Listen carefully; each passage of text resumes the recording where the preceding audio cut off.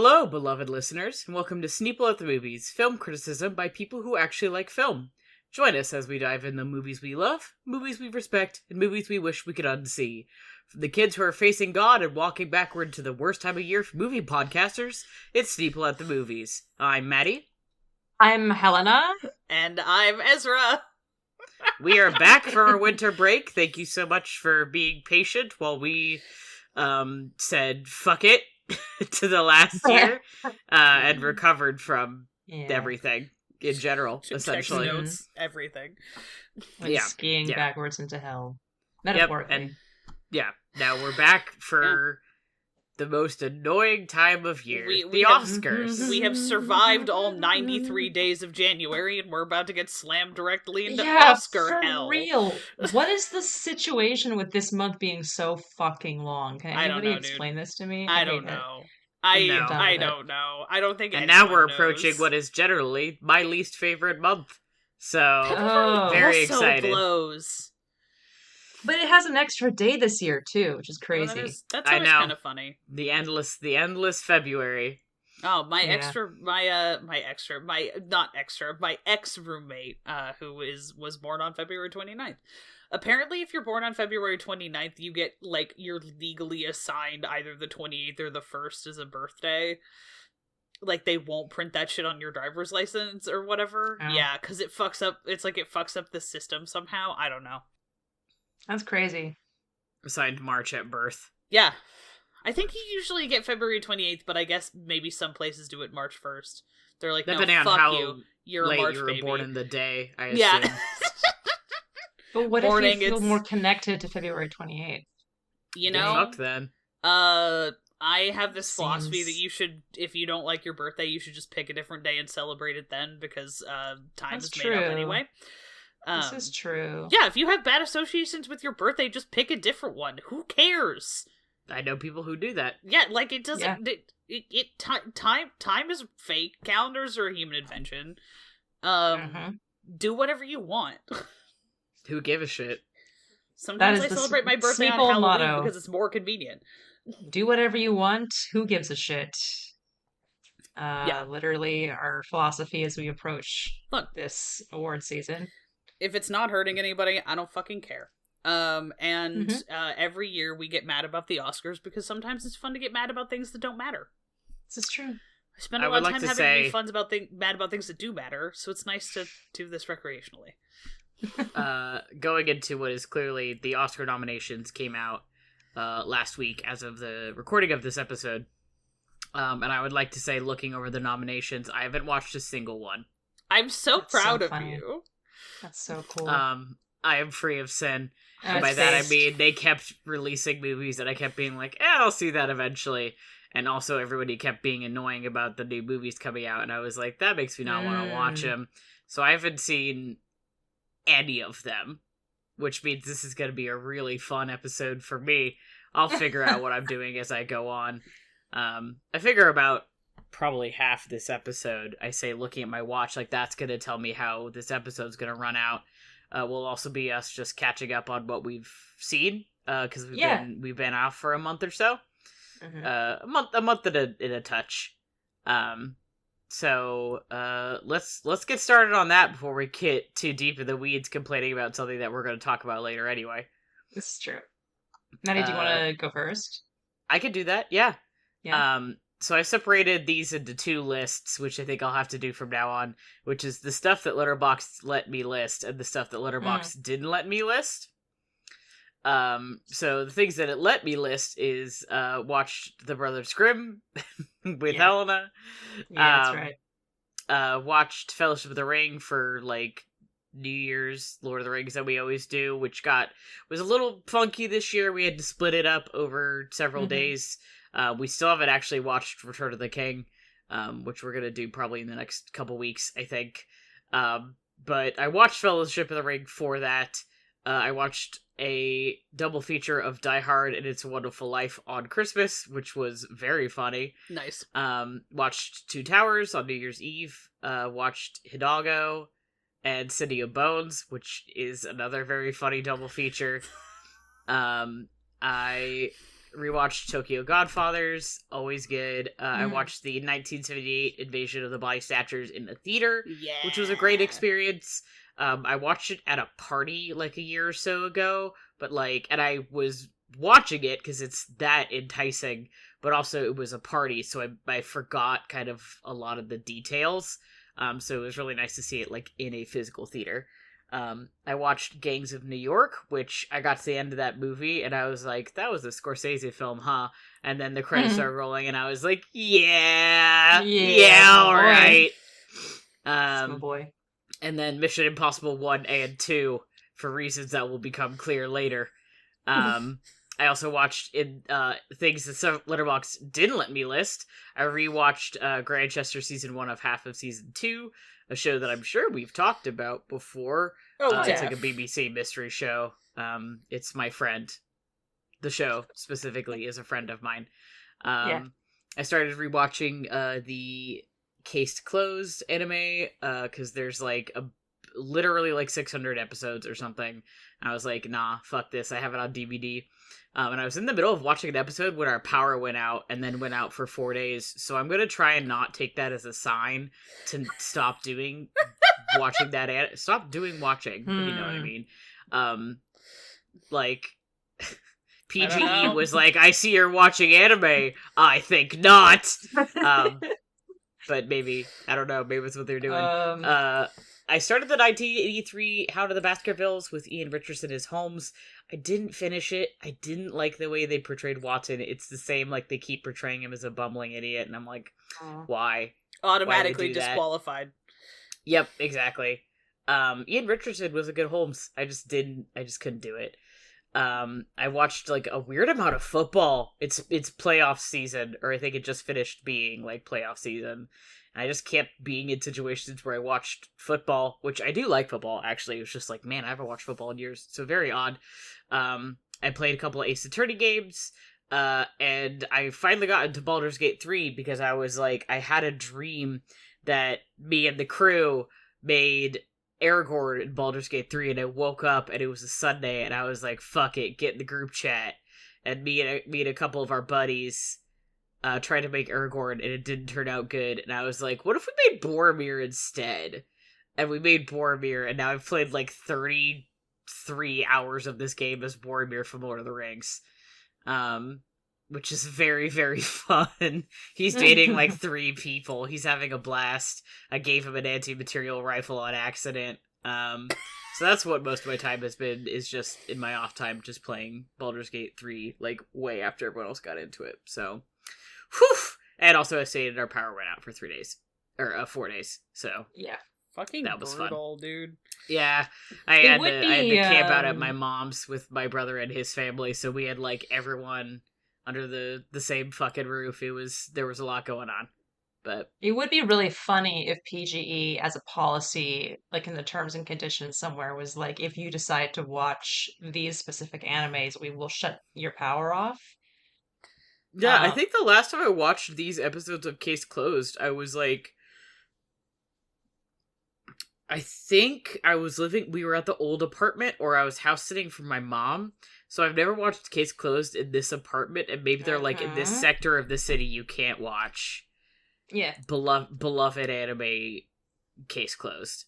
Yeah. Detective Conan. Case Closed zone. And I'm like, okay, I guess. Beware, certain anime may cause unexpected power outages. And I knocked out the entire neighborhood by doing it. Well, that was all. There's a lot of episodes, as you previously said. I got through an entire disc or two. I owned several episodes of it on DVD. Nice. So yeah, I guess they were just you've watched too much Detective Conan. Power out for 4 days. Think on your sins. This is your punishment. I was like, okay, I guess. Yeah, you do not pass go directly to anime jail. Oh God, I played a lot of Kid Monopoly with my nephew. Very weird game. Yeah, PGE probably saw that. The all-knowing, omnipotent, omniscient, all-seeing PGE saw that probably and was like, okay, I think they've learned their lesson. Yeah, I played too much Monopoly, and they were like, fine, you can have your power back. now that you've paid for your Nerd. crimes. I'm like, But oh, you're on okay. thin fucking ice. Yeah, literally. There was so much ice, I had to wear those fucking, like... I fucked up my knee at one point trying to kick some ice out from around our friend's car. Oh no. Like, my knee, it's fine, but I, like, strained something by, like, kicking too hard. Which, that's just the fucking way. Yeah. Getting old is All great. that. Getting old Being an idiot is fucking great. That's, I think, the So key great. point. Is Okay, also, it fair. was dumb. Well, you know. Anyway, so that's me. Been doing a lot of other stuff. Been a busy time. Who wants to go next? Yeah, for a month where it always feels like it goes on forever and nothing happens, I feel like I've had a lot of shit I had to do. Oh yeah. Mhm. And none of it has been editing those Parasites episodes. Haha, oops. Well, you know, it is what it is. Shout out to Parasites fans. I'm sorry, those will go up on the Patreon eventually. I believe in you. Alright, do you want me to go next? Because Holona's is roughly the length of the US Census. Whichever, if we want to do the long one and then do the short one, I or do really the short don't one care. and then the long one, I also don't care. Helena, what do you think? I think This you is a should democracy. vibe. Helena, I think start Ezra, talking. you go ahead. Never Okay, mind. go Okay. for it.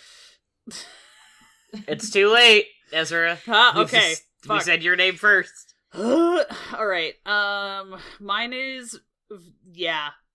Let's see. I went to go see Godzilla -1 twice in theaters. I went and saw it in a movie theater by myself, went apeshit, was like, oh no, I have to take my roommate who loves Godzilla movies, drove down to, like, the next town because it wasn't playing in Bellingham anymore. Yeah, drove all the way to fucking Burlington, which, well, one does what one must.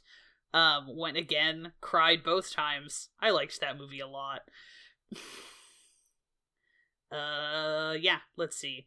I was also there for the Two Towers Hidalgo City of Bones run, which is just... There was a lot going on. I think that's the most sober I've ever been watching City of Bones. Does not improve that movie. It doesn't. I mean, I was like tipsy, but usually I'm like fairly drunk when we watch that. It's okay. It fulfilled, as I said in my Letterboxd review, it fulfilled it did what I wanted it to do, which is what I always wanted to do, which is give me an opportunity to embarrass myself by being horny about Jared Harris. As is your God-given right. Yeah. And then I was in the mood for some a slightly different kind of like brain junk food, and I was like, hey, to my parents, anybody want to go see The Boys in the Boat? Which I cannot stress enough is not a good movie. No, didn't think it would be. It's not good. However, it does get hometown pride points for being about a team from the University of Washington. Go Huskies. Didn't know that. It's also very the main character is from Squim, Washington, and so everybody who saw that movie now knows how to pronounce Squim, Washington. It's not spelled like that. And yeah. Anyway, it was.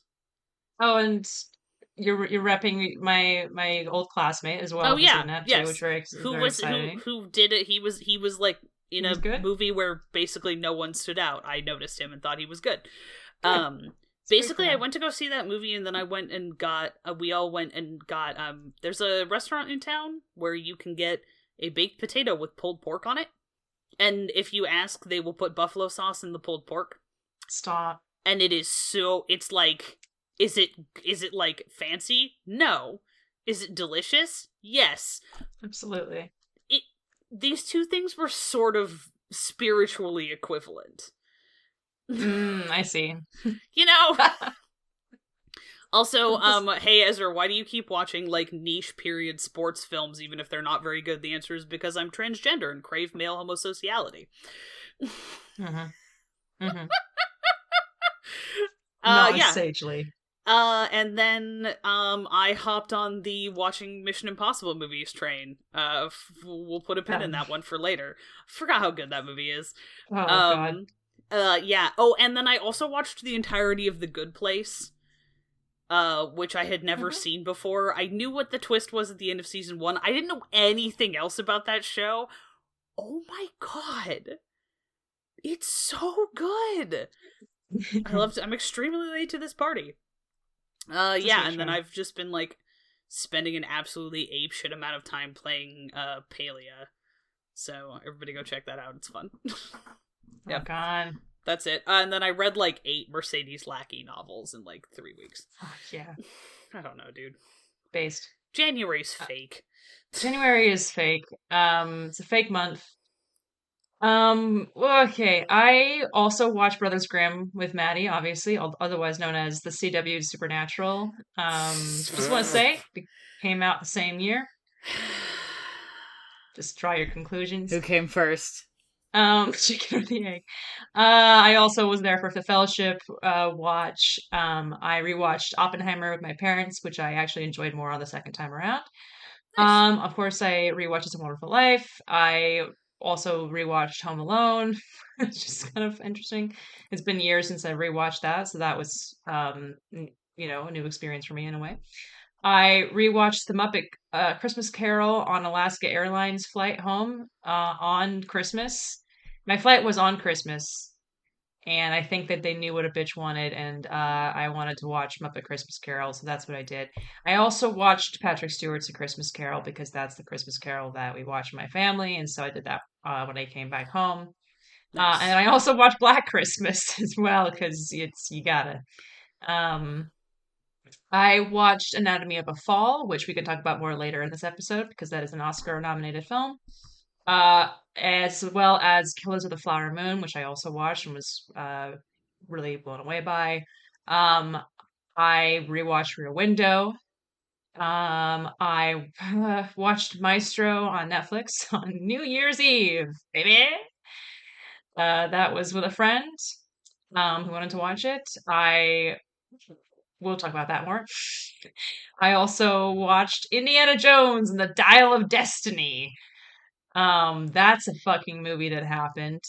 Not obviously nominated for an Oscar, but I will be curious to hear what you thought of it. Well, technically it is. Oh, Jesus! It is nominated really? for Best Original Score, right? Isn't that crazy? I don't remember find the a score fucking to that way. Movie. We'll get to that. We'll talk about it later. Yeah. Anyway, put pins. Never mind. I guess we're going to talk about that later. We have to talk about this later because this movie is fucking crazy. Anyway, I watched Are You There, God? It's Me, Margaret, which I fucking loved, and I just want to say was not nominated for anything this year, which is stupid. Anyway, I watched Past Lives, which we'll talk about later. That's an Oscar-nominated film. I watched Saltburn, which sucks.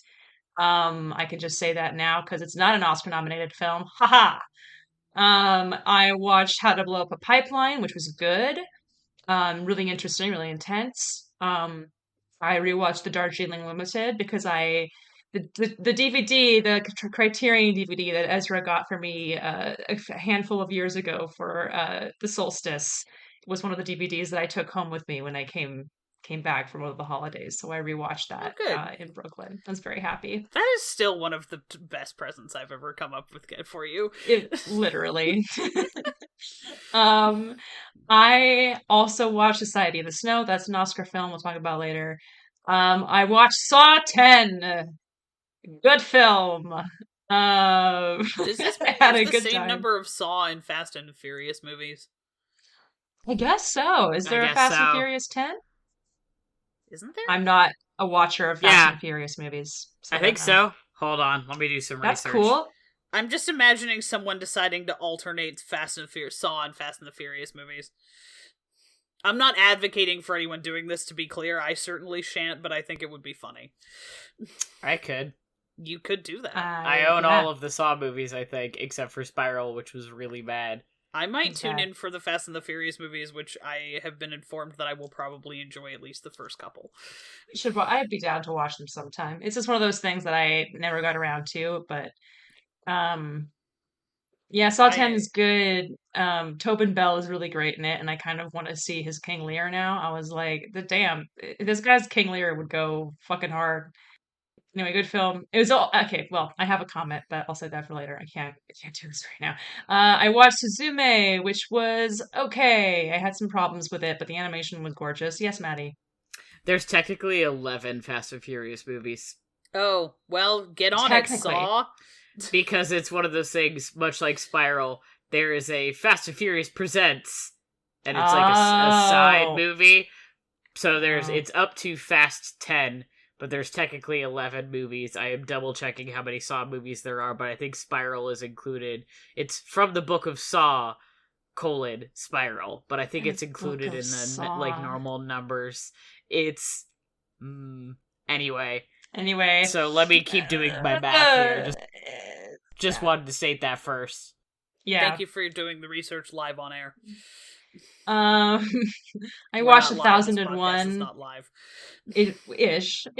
Oh yeah, because we're recording, and then that's right. It's live to me right now in this moment. Yeah, exactly. What matters.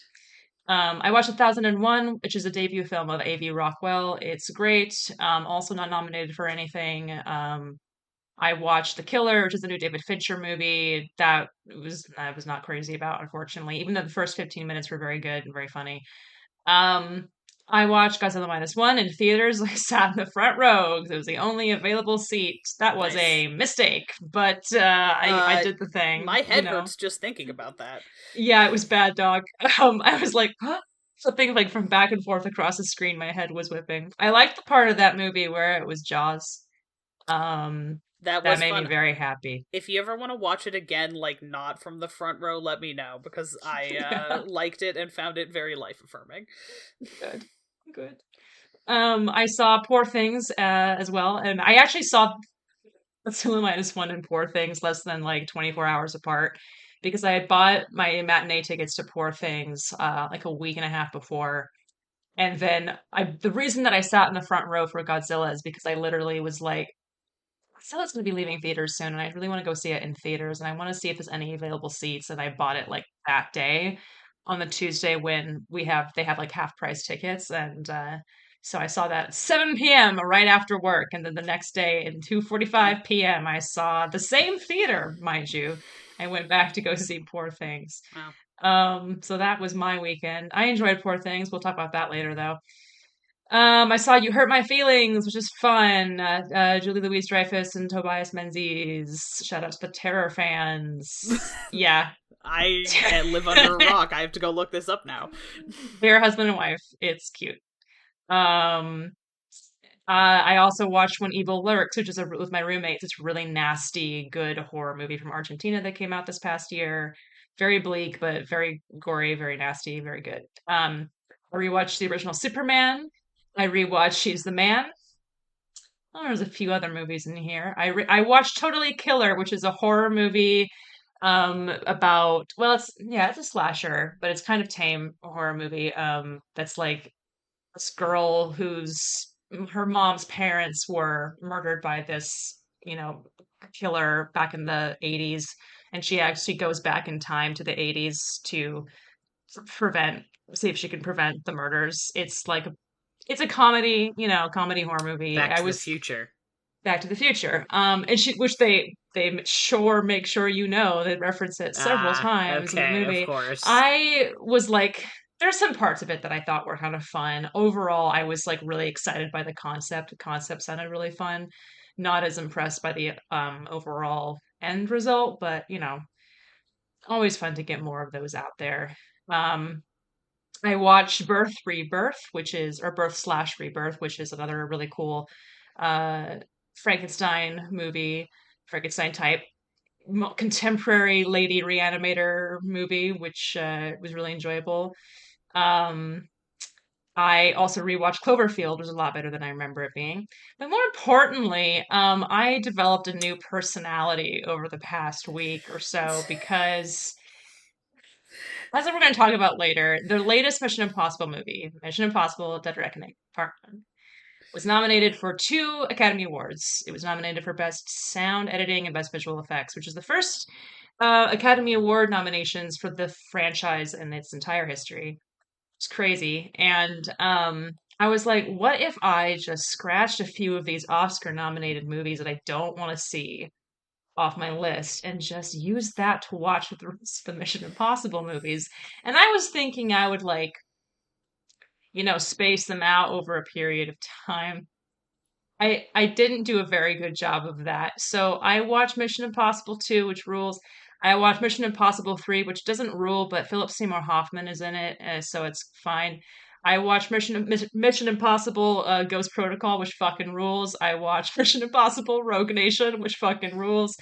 I watched Mission Impossible Fallout, which fucking rules. And then I watched just yesterday Mission Impossible Dead Reckoning Part 1, which also fucking rules. Part 1? Part 1, baby! Oh, and it's wow, almost okay. 3 hours long. That's girl, a lot of so movie. It's a lot of movie. And you know what? It's not enough. We're got to the end, and I was like, I want more. We're gonna have to just straight up do a Mission Impossible episode now. Yeah, and listeners, I'm excited about it. This is gonna happen because I'm insufferable right now. I'm literally everywhere I go. I walk around at home. I walk around the neighborhood. I see her everywhere I go. And she's Mission Impossible. There she's running. Wherever I walk around at work. Whatever I'm doing throughout the day, it doesn't really matter. I'm thinking about Mission Impossible. And it's bad. So I need to talk about it with somebody because I think these movies are awesome. Which I know is not a new opinion. And not the first person to have this opinion, but yeah, I'm in a very good place. Whenever I'm sad lately, I'm thinking about these movies. Anyway. So it looks like there's 8 Mission Impossible movies. We're not quite at the level of Fast and Furious or Saw, and I have confirmed there are exactly 10 Saw movies. So for the Book of Saw, Spiral for the Book of Saw is part of the 10 there. There are currently 7. There will be 8. Mission Impossible 1, Mission Impossible 2, Mission Impossible 3, Ghost Protocol, Rogue Nation. Yeah. Oh, I did. You're right. I miscounted somewhere there. I think I must have, accidentally counted Rebirth or something. Birth, Rebirth. Oh, yeah.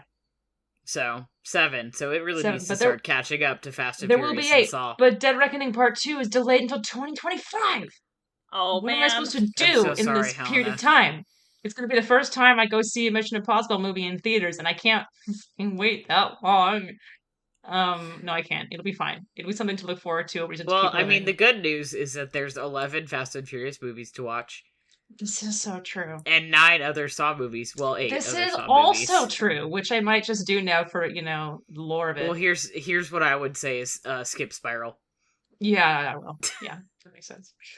Or unless you want to see something that's really bad. I think I said on the show when I watched it that both the plot twist and the last shot you see before it cuts to credits made me literally laugh out loud. I still think about them. They're so funny. They're so funny. That movie is actually a comedy, which is not something you want to hear about a Saw movie. No. Although there were moments in the newest one that were pretty funny. At one point where they're asking Mr. Jigsaw himself, hey, what do you do Mr. for a Saw. living? He's like, oh, yes, you told me about this. I help people, find their purpose and stuff. And she's like, oh, like a life coach. And he's like, yeah, like a life coach. It's like, that is technically the closest career field to what he does. You would have to, Yeah. You ever wonder where he gets the money to build the traps? I assume he's been really good at saving. Considering that he doesn't have enough money. Saw spoilers, I guess. He doesn't have money to help with his cancer or whatever. Well, here's the thing, though: the American healthcare system, it is bad. It's very expensive. But it costs. He's blowing that cash on these fucking traps. Yeah, but I think that we're all the better for it. You know what I mean? Are we? He's not healing. He's choosing to heal in his mind. Society? He's choosing to heal others rather than himself.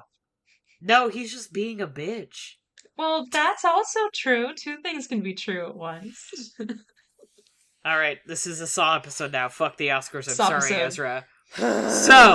Saw episode. Okay, alright. Time to just, I don't know. Ezra, you can log off. It's okay. I love you. I won't judge you. It's not... The idea is of all the fucking... You're supposed to be able to win every one of the Saw games, but Adam is literally set up to not be able to win his fucking game. It's because Adam's what's the fucking point? Geek. Let me tell you something, now that I've mentioned Mission Impossible Dead Reckoning. Yeah, I'll start Mission Impossible again. Yeah. Carrie Elwes is What? Mission Impossible Dead Reckoning. I forgot. Fuck. And the part of my brain's a really amazing thing, because now, instead of just being like, well, that is my girlfriend from The Princess Bride. Yeah. Instead, now it goes, one half of my brain goes, that is my girlfriend from The Princess Bride, and the other half goes, that is the guy from Saw in the Saw basement, because he looks so much now, of course, Dead Reckoning being much closer in time to Saw, he looks more like he did in Saw than he did in Princess Bride. That's Dr. Lawrence Gordon! And he's American, and you're just like, wow, the same universe. Somewhere it all in ties the together. World, the Saw it traps all makes are happening. Sense. Ethan Hunt would fucking murder a Saw trap. Not to be too crazy about it. No, but you couldn't put Ethan Hawke in a.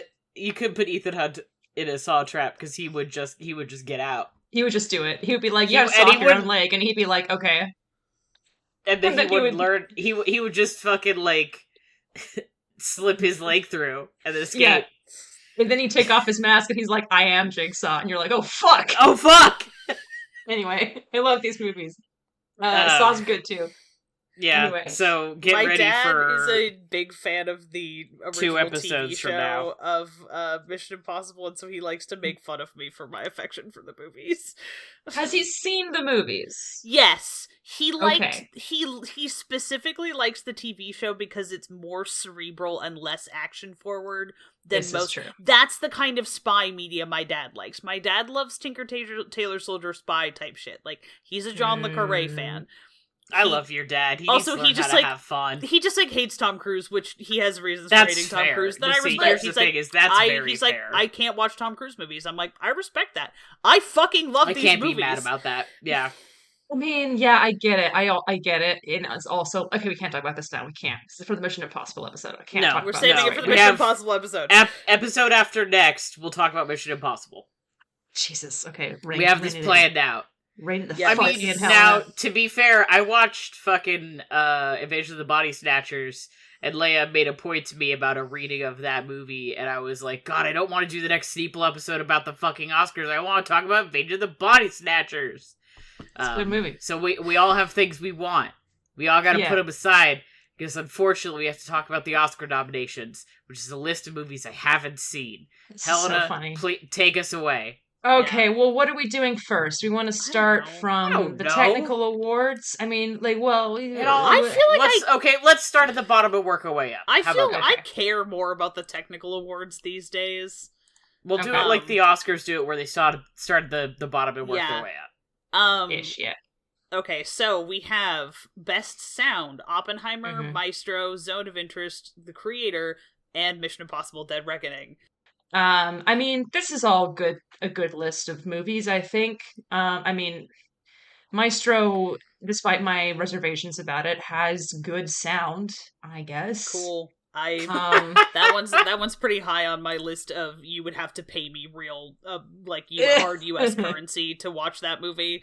I keep forgetting it happened. Someone will bring it up and I'll be like, oh yeah, that came out. I don't my know parents watched it. Though. I was like, there was one thing that will make me willing to watch this movie. Is there any clips of a performance of Candide in it? There's not, I don't care. There's songs from Candide, there's no clips from performances of Candide. Yeah. Okay.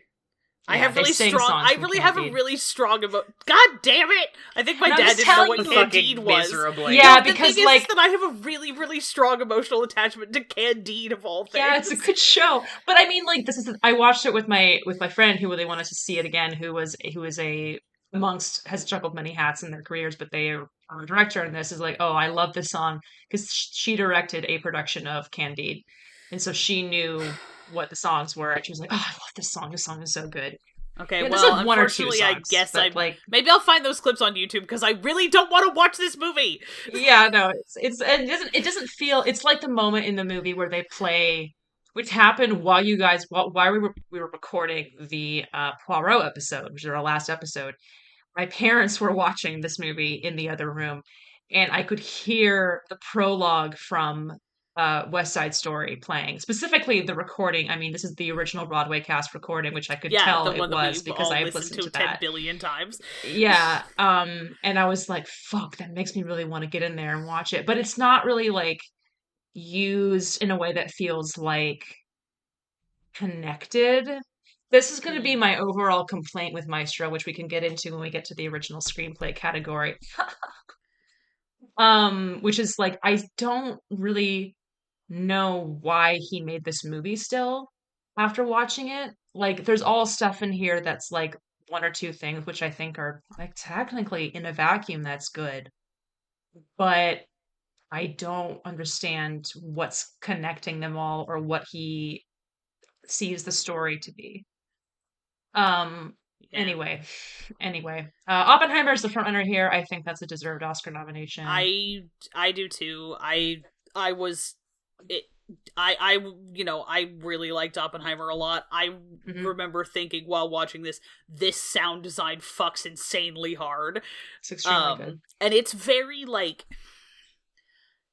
it's an interesting artistic use of sound to convey a concept that's difficult, like concepts that are difficult to wrap your brain around. Yeah. Like it's an interesting sound is like a medium of translating like science into the realm of emotion in a way that's like really cool. Yeah. I had a lot of feelings about Oppenheimer. Good movie. I really felt like it did something really like interesting that I was not expecting it to, which is why I was like mentally bitching about how the sheer number of biopics. Why is the Academy so horny about the concept of a biopic? Yeah. I don't really care for biopics for the same reason I don't really read biographies. Mm-hmm. That's just not a thing, like a format of storytelling or like history that particularly interests me. And then it was like, bitch, Oppenheimer was a biopic. I'm like, technically yes. However, but Oppenheimer had a lot more to say about the ethics of science and the relative complicity of people doing science in the results of their science. Yeah. I don't have to see myself out. This is my podcast. I can yell about this as much as I open my mouth to be like, and I'll shut up. I don't have to. No, you're correct. Anyway. You're absolutely correct. No, but the sound in Oppenheimer is really, really, really fucking good. It is. From everything I've heard, it's really interesting in Zone of Interest too. I am interested in seeing that movie. I would like to see Zone of Interest. I don't want to watch it right now. There is too much bad shit going on in the world right now for me to be like, I'm gonna watch a different movie about. I'm like, I can't do that. I can't. Yeah. I cannot bring to that film the attention it deserves right now. So I'm putting a pin in it. That is the thing. I want to be in the right. Oh God, I want to see it before the Oscars. We'll get to it. We'll talk more about that later too. But yeah, I have heard the same thing. I've heard what it does with sound is really interesting, and I would like to see it. Yeah, that's best sound. Okay, Mission sound. Impossible had good sound. Just saying. They always have good sound. Always have good sound. Again, they always have really immersive sound. Yeah. Which I feel like is very, like, I was just watching the first one. Yeah, like, they do a good job of using sound to heighten the tension of the action sequences. Yeah. It's crazy that this is the first nomination for it. But anyway, I digress. Best makeup and hairstyling. We got Poor Things, Maestro, Oppenheimer, Society of the Snow, and Golda. Golda is opening my mouth and actually shutting the fuck up about the duo of Maestro and Golda. I'm mad about it. Golda is one of the movies that I was like, you know what? I'm not going to watch that movie. I'm going to watch a Mission Impossible movie instead. I'm sorry. No! I'm not going to see a fucking movie about that. Especially if that's like its only Oscar nomination. I don't even think I would see it if it had a Best Actress nomination, if I'm being quite frank with you. It's just not something that I am interested in seeing. I'll come right out and say it. I'm not watching anything that glorifies anything to do with the state of Israel, and I grew up in I grew up in the Reformed Jewish Zionism indoctrination pipeline where Golda Meir was like a girl boss hero, and it makes me want to fucking vomit. Yeah, it's certainly a choice. It's a choice for nomination this year. And I'm quite frankly, I mean, I'm not, can I say that I'm surprised? Absolutely not. No, of course not. But, it's just annoying. I'm not surprised either. I'm just not going to watch the goddamn movie. No.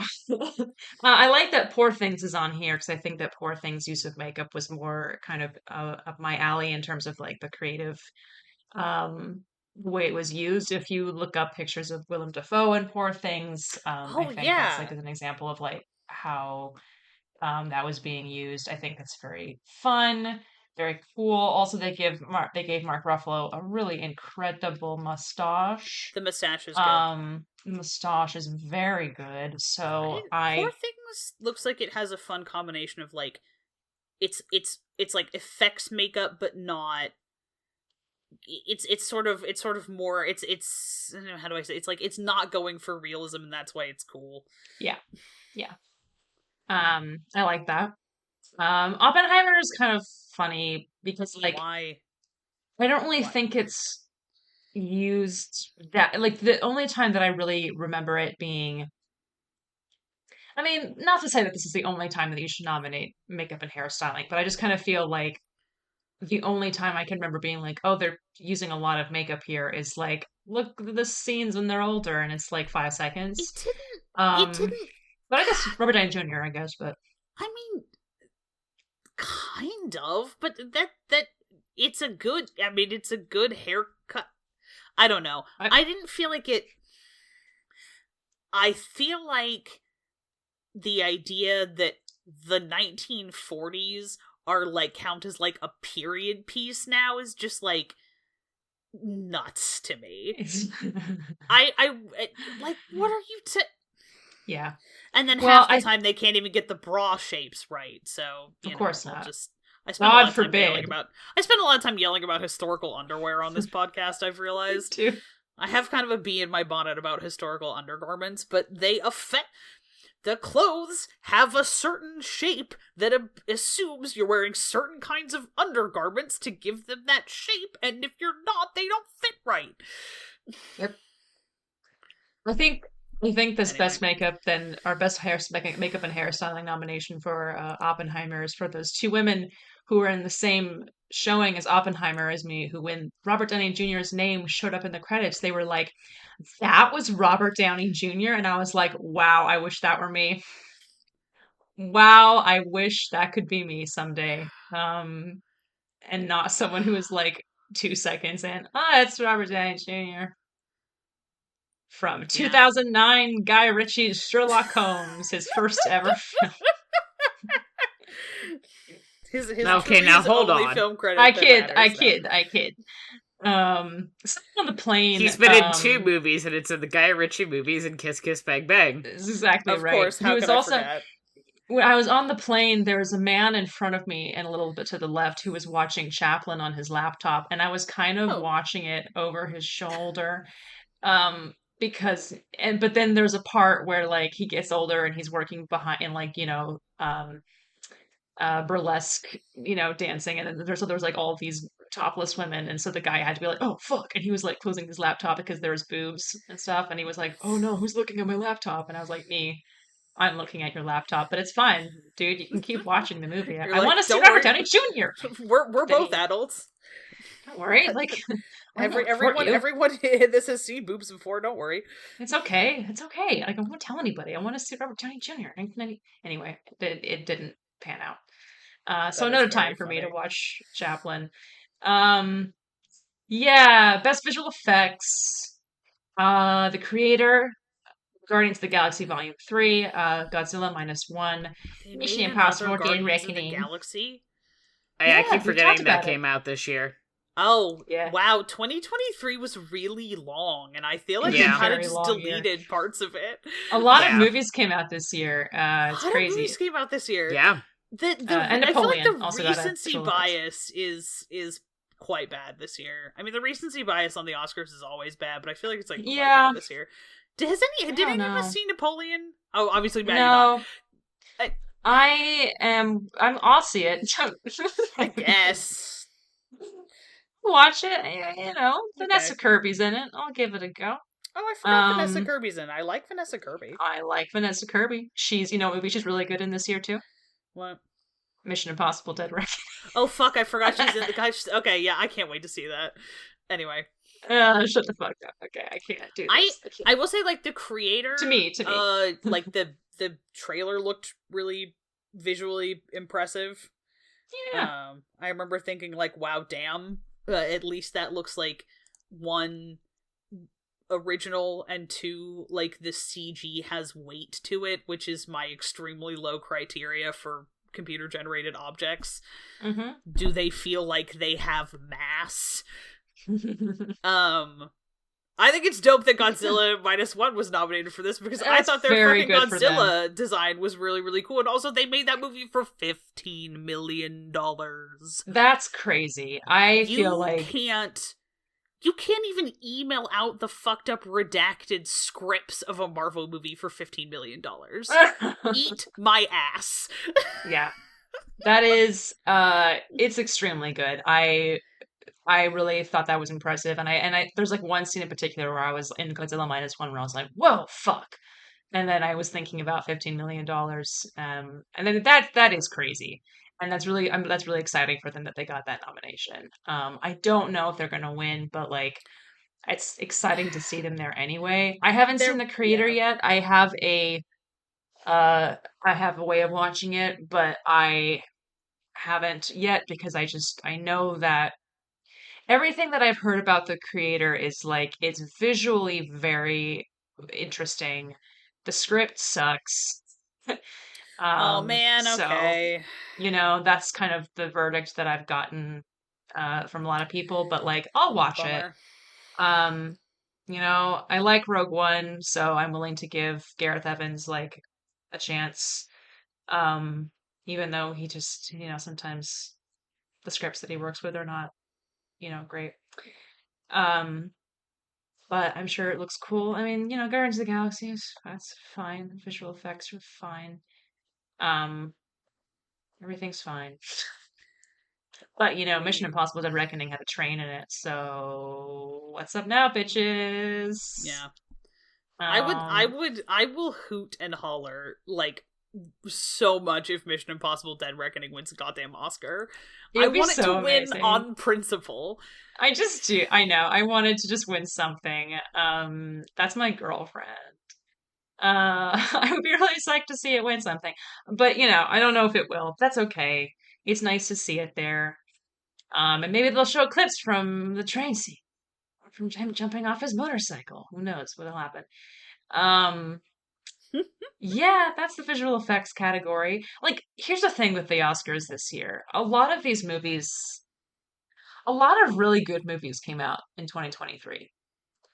I think it was a really incredible year for movies, and a lot of them managed to make it in to the Oscars. And so it's pretty astounding that, like, that being said, that there's still, like, I have still so many gripes every time.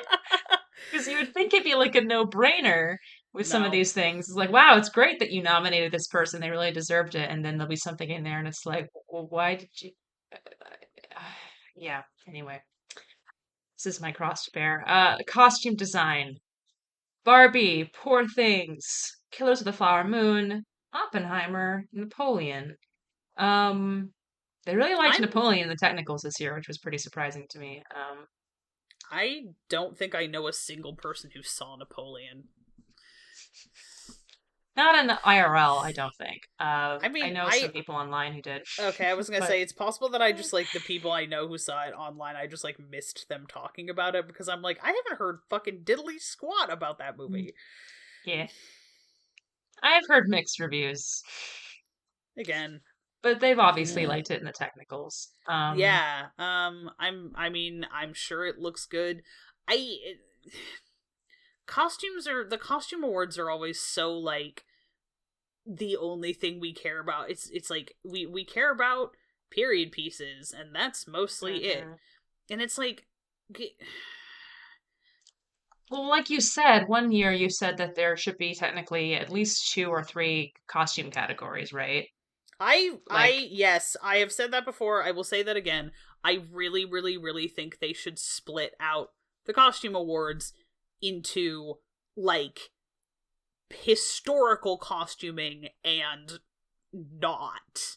Yeah, which I guess they technically do for the Costumer Guild Awards. Yeah, which makes sense.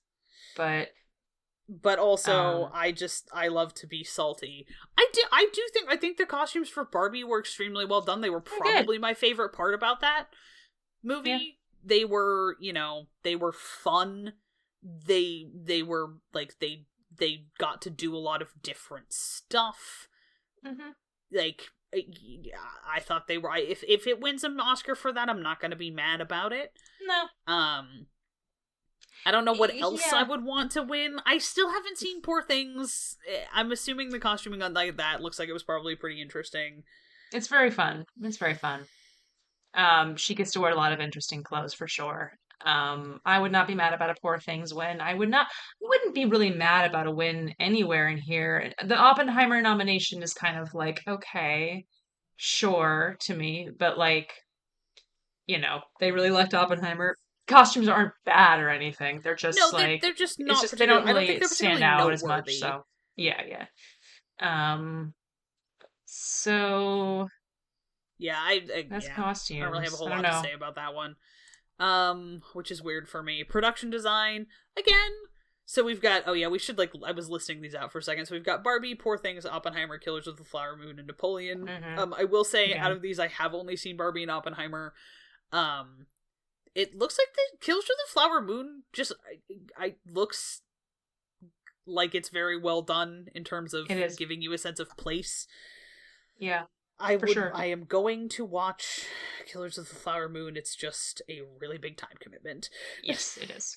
I did watch it in chunks, which some people would think blasphemous, but I actually was able to absorb quite a lot of it that way. I think that throughout might my day. Easy. Yeah, I don't know. I still was very emotionally impacted by it.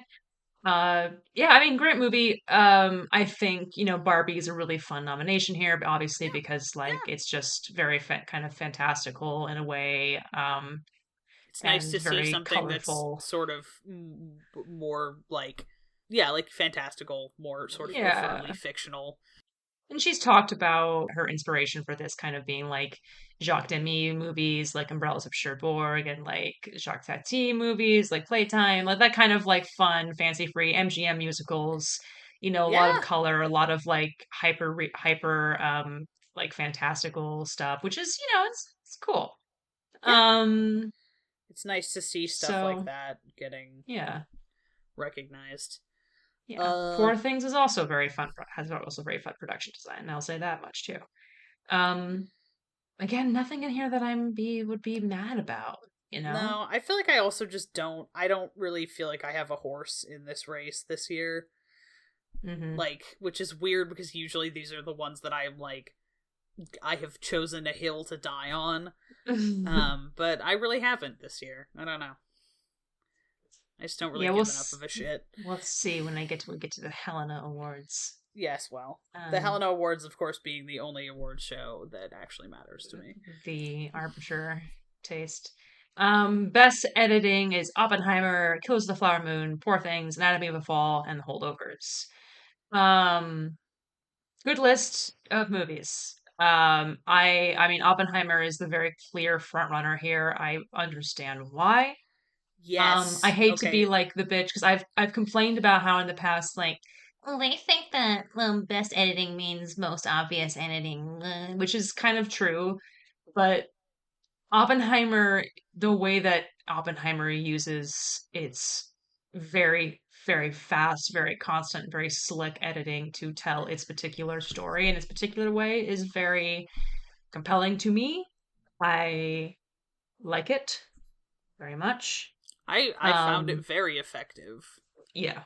In a way that, I am the first like it's not I am not a giant Chris Nolan fan. Like I think that he has put his that to good service in some movies and not to good service in other movies.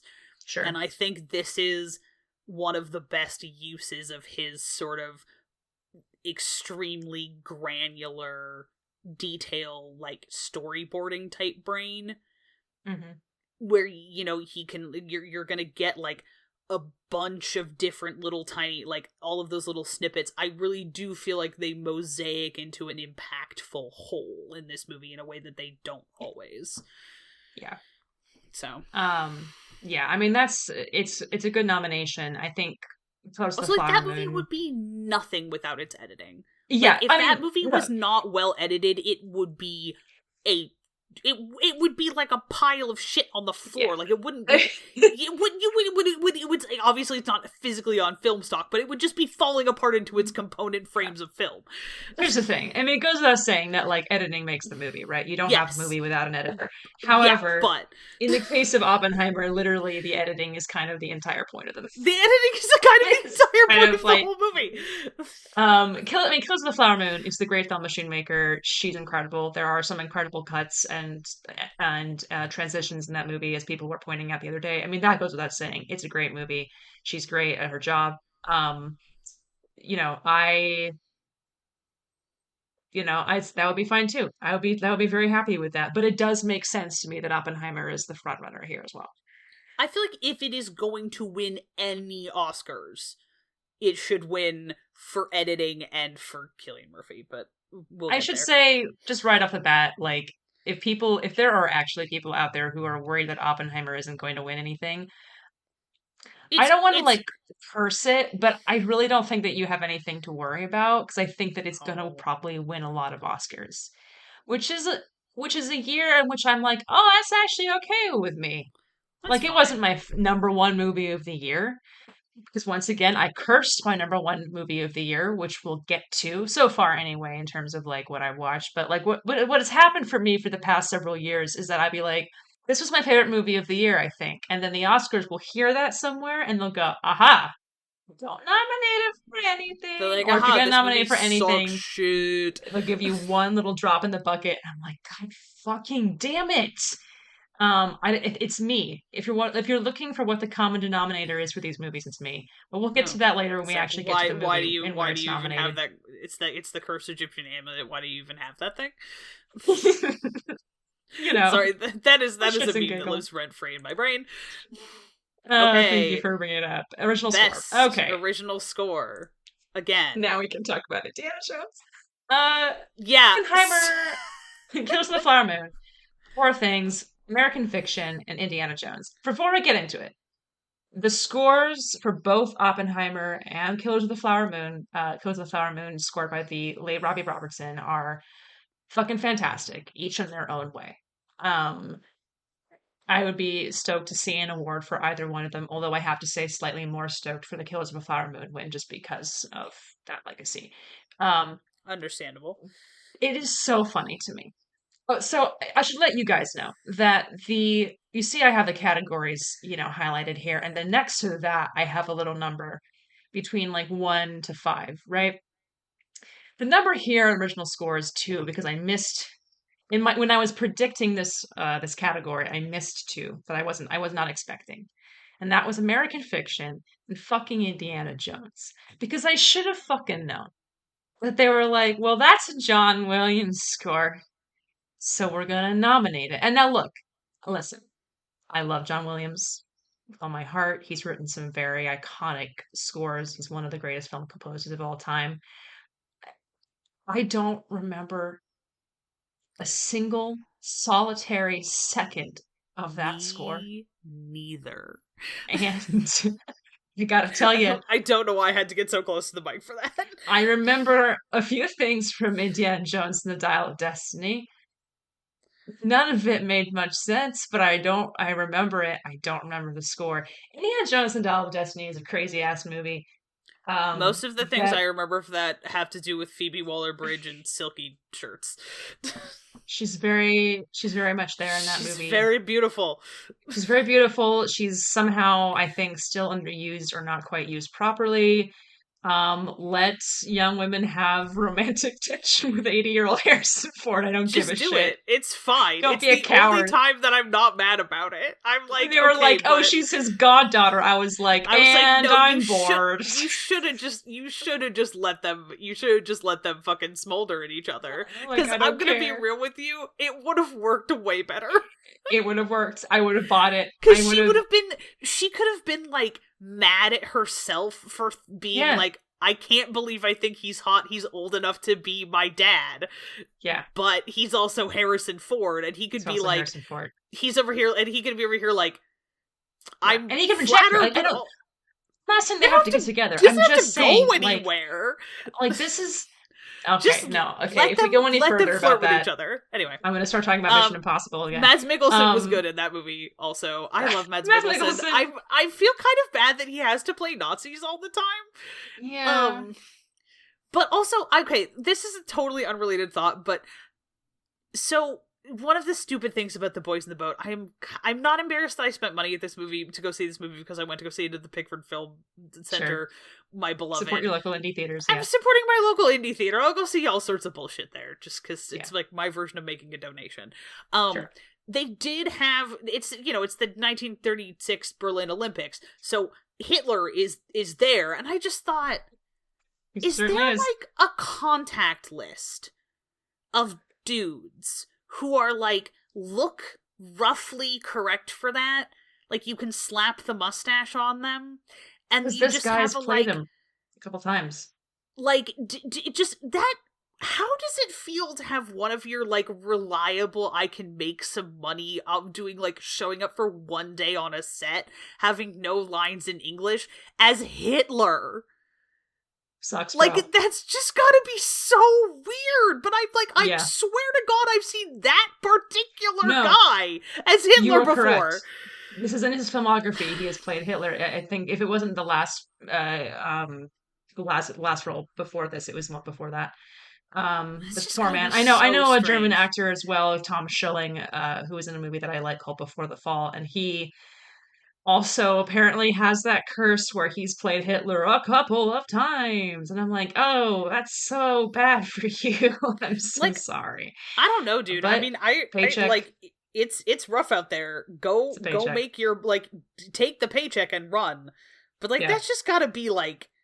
That's gotta just kind of be, like, uncomfy. Yeah. It is. Because you're probably also, like, you're like, we can't find anybody who's too enthusiastic about it, you know? Like, you don't want to cast the dude who's excited that he keeps getting to play Hitler. Unless it's the guy who played the director in The Producers, the late actor whose name is escaping me right now. Okay, that's fair. Except for that guy. That guy gets a pass. He gets a pass because he was amazing. Yeah, I mean, God, what the fuck were we talking about? Indiana Jones. I completely derailed the fuck out of that. The last third of that movie, the first 2/3 of that movie are very boring, and the last third of that movie is fucking insane and extremely funny and very, very cool. Yeah, and I wish that I knew that it was all leading up to that, and that it, I wish that the rest of the movie had earned that. Do you know what I mean? It wasn't good, but I also was just like, I saw it in a movie theater in the summer, and so it was the perfect combination of like, I'm in here at least 10% to enjoy the air conditioning, and it was fun. Like, especially I felt like on a big screen, it made me feel like I went to go see a movie. It was like, It was not the kind of thing that I would ever have watched on a streaming service. And this is something that, like, I have beef about. But I like to go to... There are movies that I like them better because I went to go see them in a fucking movie theater. And it was... They were better on a big screen. And I was like, I mean, it's like, was it good? No! It was kind of fun, though!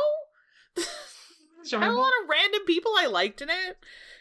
That's true. Toby Jones was there. I love I anytime I like it when Toby Jones gets a paycheck. Love that man. Love it when he gets a paycheck. Yeah, this is a weird need category. to talk about this movie. It's Oppenheimer. We talked about I don't know. His I only don't know. nomination. The Oppenheimer score, is just amazing. It's good. I haven't seen American Fiction. Neither have I. I'll watch feel it. like there's a bunch of these movies that I either A, had never fucking heard of, or B, I'm like, did you release this in the absolute minimum number of theaters on the 31st of December or something?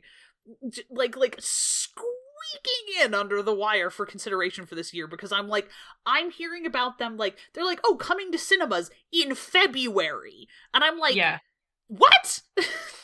Yeah, I mean, American Fiction, at least, like this one, I can't remember when it came out. I feel like it came out in December. Or no, maybe not. Maybe it came out early January. I think for me. I mean, it has. I was gonna say it has not made it to Bellingham, Washington yet. It is the 31st of January. Yeah, it's here. It's definitely here, but it was one of those late timer movies that definitely had like a festival release, and then they were like, we'll think about it. It's like, when are you going to release this movie? No, that kind of like coy shit that they do sometimes. They're just like, when are you going to release? Hey, like the new Richard Linklater movie Hitman, which was technically a 2023 release because it came out in 2023 at the festivals, and Netflix was like, we'll think about it. And now it's coming out in 2024 because anyway, it's fine. It's coming out. At least it's coming out and it's not being buried. It could be worse. Could be worse. I hate streaming services. The fucking bane of my existence that I use all the time. Yes. Okay. Cinematography. Oppenheimer, Killers of the Flower Moon, Poor Things, Maestro, El Conde, which was the surpriser. It's one of the new Pablo Larraín movies, which I forgot about, and I didn't think it had enough momentum to get in there. But what? What? Sorry, listeners, I just looked up what the fuck this movie is about. It's about Pinochet being a vampire. This is hilarious. I have to watch this. It's on Netflix, I think. That is the plot of the movie for sure. Sorry, that was so loud. This is a movie about the Chilean dictator Pinochet being a vampire. Like, what if he was a vampire? And it's like, so true, King. King being, in this case, Pablo Larraín.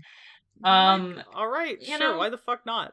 Why the fuck not, right? It's black and white, I believe. So there's a lot of really like gorgeous black and white cinematography. I do remember when like people were watching it, that was one of the things they were like, I mean, obviously this looks amazing.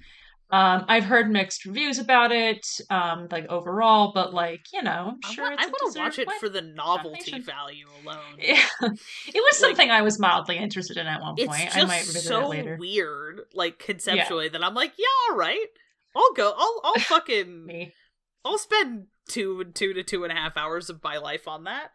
Yeah, you see, he's a vampire because he's got sunglasses on. That's so fucking funny. You can tell. Matty's just posting screen caps from El Conde in the chat. Yeah, basically. This is what it's like for Matty right now, literally. This is certainly a category. I mean, Oppenheimer, I feel like the Oppenheimer nomination is deserved. I also think that it is standing in for the visual effects nomination that it didn't get here for some fucking insane reason. It didn't. That's nuts to me. Yeah, so I feel like that's kind of standing in for. It should be said that Killers of the Flower Moon looks incredible, as should be there. And Killers of the Flower Moon, like, was a movie that at one point there's a particular sequence where I was like actually wondering to myself, how did they do that? How did they get that particular look to happen on camera? Which, despite Oppenheimer looking amazing and having all these amazing visual effects, was not something that I ever wondered to myself, because I was like, well, I'm sure that they did that in a very cool way.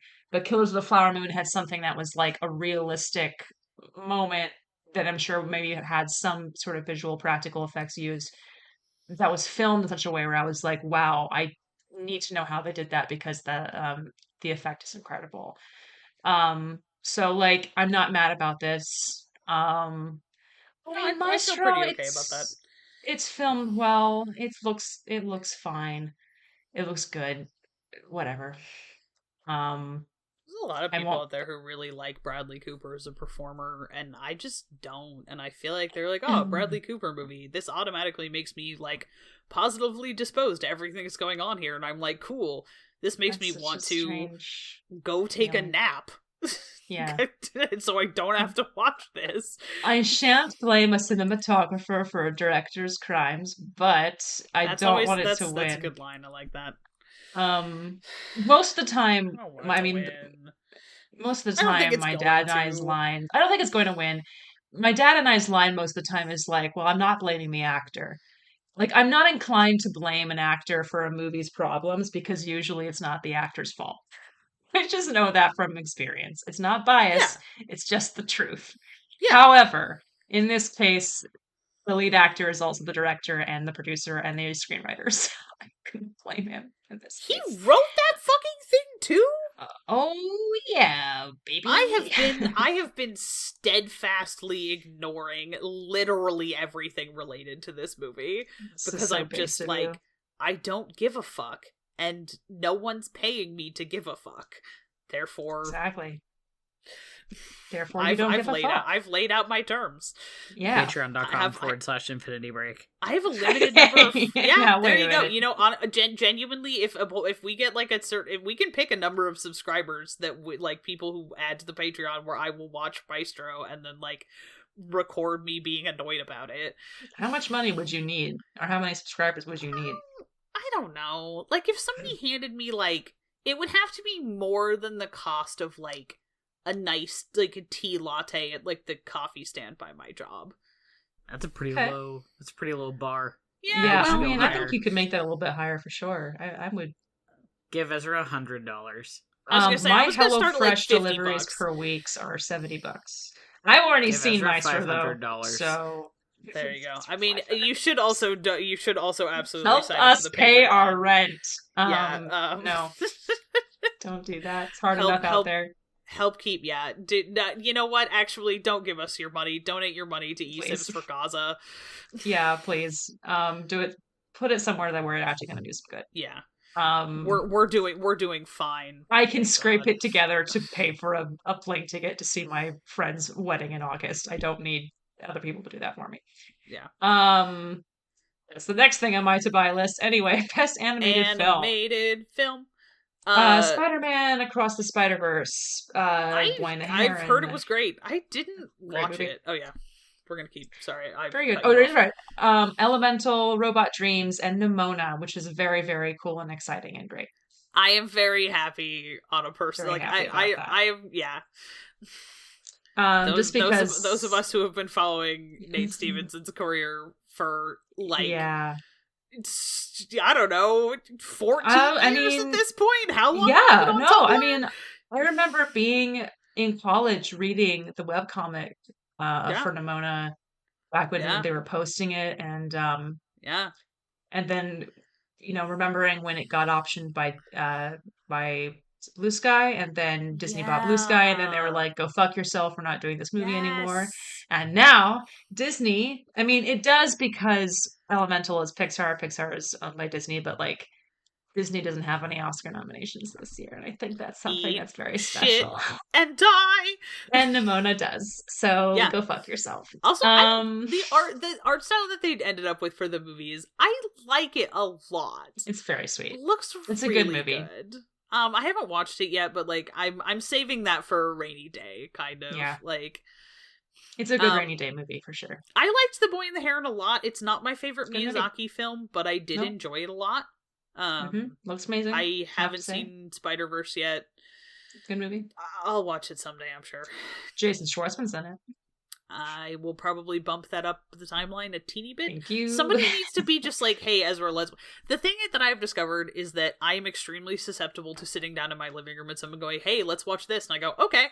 Which is how I watched the entirety of The Good Place, because my roommate was like, we're going to watch The Good Place. And I went, okay. Sure, yeah. But I'm really bad at like... I am like, Ezra, hey, we're watching Spider-Man. Yes, literally, because otherwise I sit there and like have, choice paralysis myself until it's time to go to sleep. Yeah, it's a mood. Yeah. Anyway. So yeah, animated film. I want Nimona to win an Oscar. That, you know what? That's there. It is. That's the hill I'm gonna die on. It's an extremely silly and pointless hill, and it's the hill I'm gonna die on. Nimona should get an Oscar. That would be extremely cool.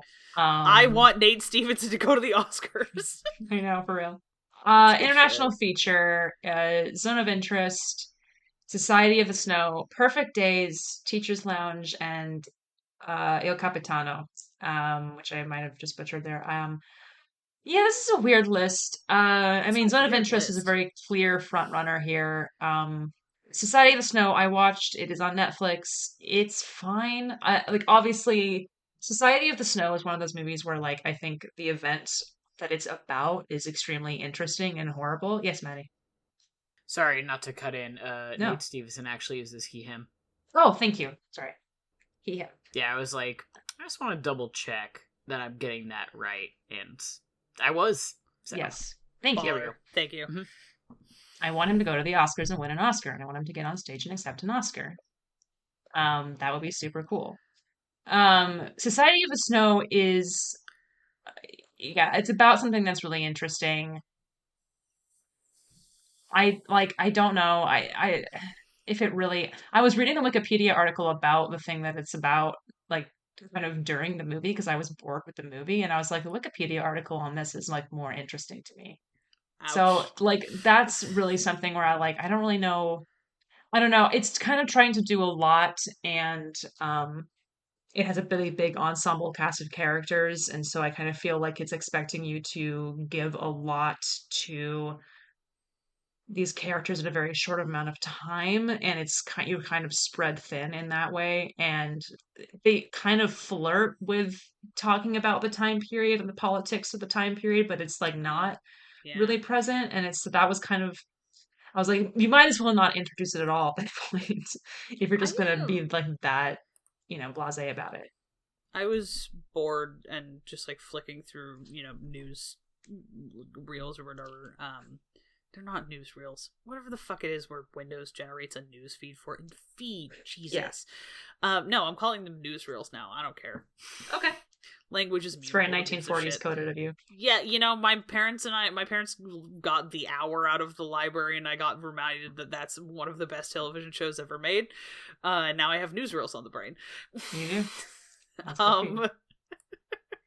Anyway, and I read it. Somebody had written an essay about that movie's relationship with like Catholic imagery, and specifically like Catholic imagery of like the like consubstantiation and like consuming the body of Christ. Yeah, well, that's the thing that was so interesting. Which I was like, oh, that sounds fascinating.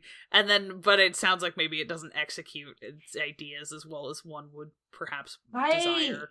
Yeah, because I didn't get that from the movie as much. I got that from like the Wikipedia article. I was like reading it, and it was like they were all Catholic. So like the idea of having to cannibalize their deceased friends and family members was something where it was like initially a very offensive idea to many of them, and they had to kind of rationalize it and to themselves and to each other as this sort of right in a way. And there were other stories like that about it that were kind of interesting, and like, it's a very interesting story. It's a very, obviously a harrowing survival story. I'm generally not a very big survival story girly in general.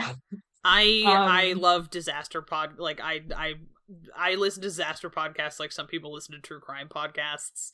Yeah. So I might watch it just because I think that's fair. I think that's sort of more up my alley personally.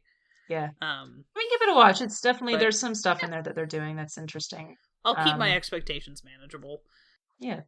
Perfect Days, I mean, it's a kind of a weird one because that's Japan's submission, but it's directed by Wim Wenders, who is a German filmmaker, but he made it in Japan. So some people were kind of like, Anatomy of a Fall was like not nominated in this category partly because France didn't choose it as its submission for France's like, whatever best international film. And I feel like they would have had a pretty good chance here had they chosen that, but they didn't. I just found out recently that is because the director was openly critical of Macron and his attitude towards handling protests, and some people were very mad about that, and so they didn't pick it. They apparently fought Wild. very hard about this. There were some people who were very on her side and some people who weren't, and so she ended up not being selected. They selected The Taste of Things as their selection instead, which I also do really want to see, but it didn't end up getting it. So I mean, it's I a did see the very trailer for interesting The group. Taste of Things. I do want to watch that I movie. I do, think it right? looks I do really very want to like see it. It looks good. that looks like it's gonna be sort of just a nice. That sounds like I would like to. I hope it comes out before the end of like winter. It seems like a good winter movie. Yeah, a nice movie to warm my bones. Yeah. Yeah, the soup that they were making in that trailer, I was like, oh man, I want that. Really, truly, it just was. I was like, "Fuck! I want soup." If that's the main emotion I come away with. That trailer was also a little bit. Unfortunately, it did also make me remember that part of the reason that I don't like The English Patient is because I want all of the women in The English Patient to be Kristen Scott Thomas. As we want for all movies. And it, yes. I know, but like they look a lot because that's Juliette Binoche too, right? Yeah. Yeah, they look a lot alike, day. and she's not as good as Kristen Scott Thomas is yeah. in that movie specifically, and that is like my main association with Juliette Binoche, which is like unfair, but it's there. Yeah, that's unfortunate, but I hear you. What did I just watch that had Kristen Scott Thomas? Mission Impossible? No, fucking Mission Impossible, obviously, where I was just like, oh my god, you're so comes beautiful! Back to that. I've realized that one of my, like, notable celebrity crush types is, like, sort of severe-looking women with short brown hair who are British. I'll leave now. Okay, I'm not gonna make you leave. I share your interests. Best documentary, I haven't seen any of these movies yet. Me neither. 20 Days in Mariupol, Four Daughters, The Eternal Memory, Bobby Wine, The People's President, and To Kill a Tiger. I've heard really, really good things from people I follow about Four Daughters, so I'm kind of excited about that one. I think 20 Days in Mariupol is the front runner. I will watch them. I'll try and see them. I'm just so bad about documentary. Yeah, I really want to. I saw a trailer for Four Daughters and it looked really interesting. So yeah. That's good. Seemed like it was a cool storytelling conceit. Yes. Yeah. That's what I'm interested in. Is like, is it going to be less I feel like sometimes with the issue with the Oscars is that they sometimes nominate best documentary based on like the topic and rather than like the filmmaking. And so sometimes they'll award it like the year that I'm gonna go out on a limb here. I bet a lot of people didn't watch any of those movies. It's possible. I mean, it's like the year that the Mr. Rogers documentary was made, which was like fine movie, but like about, a guy who was very much beloved and his legacy and stuff. And so I saw it. I didn't think it was that great of a movie, but like it made me cry because it was about Mr. Rogers' Neighborhood. So like, I think a lot of people are in that boat where they're like 5 stars, and it's like, okay, well, that's fine, I guess. Yeah. We all have different reasons for watching movies, I suppose. I try and repeat to myself as I listen to the Oscar nominations every year. Okay, here we go. Best original screenplay. Now we can talk about it. Now we can fucking talk about it. The Holdovers, Past Lives, Anatomy of a Fall, May December, and Maestro.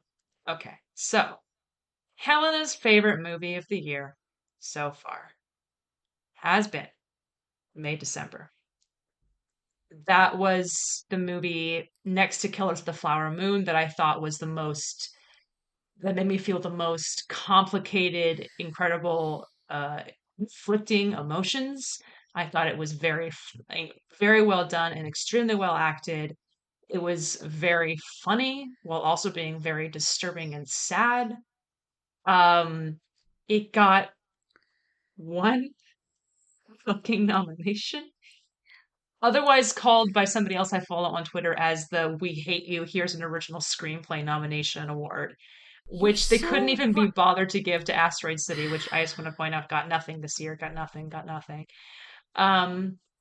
Not even best production design, whatever, it's fine. But May December. There we go. That's what. Okay, this is my beef where people are like, "Oh, it's Wes Anderson doing Wes Anderson."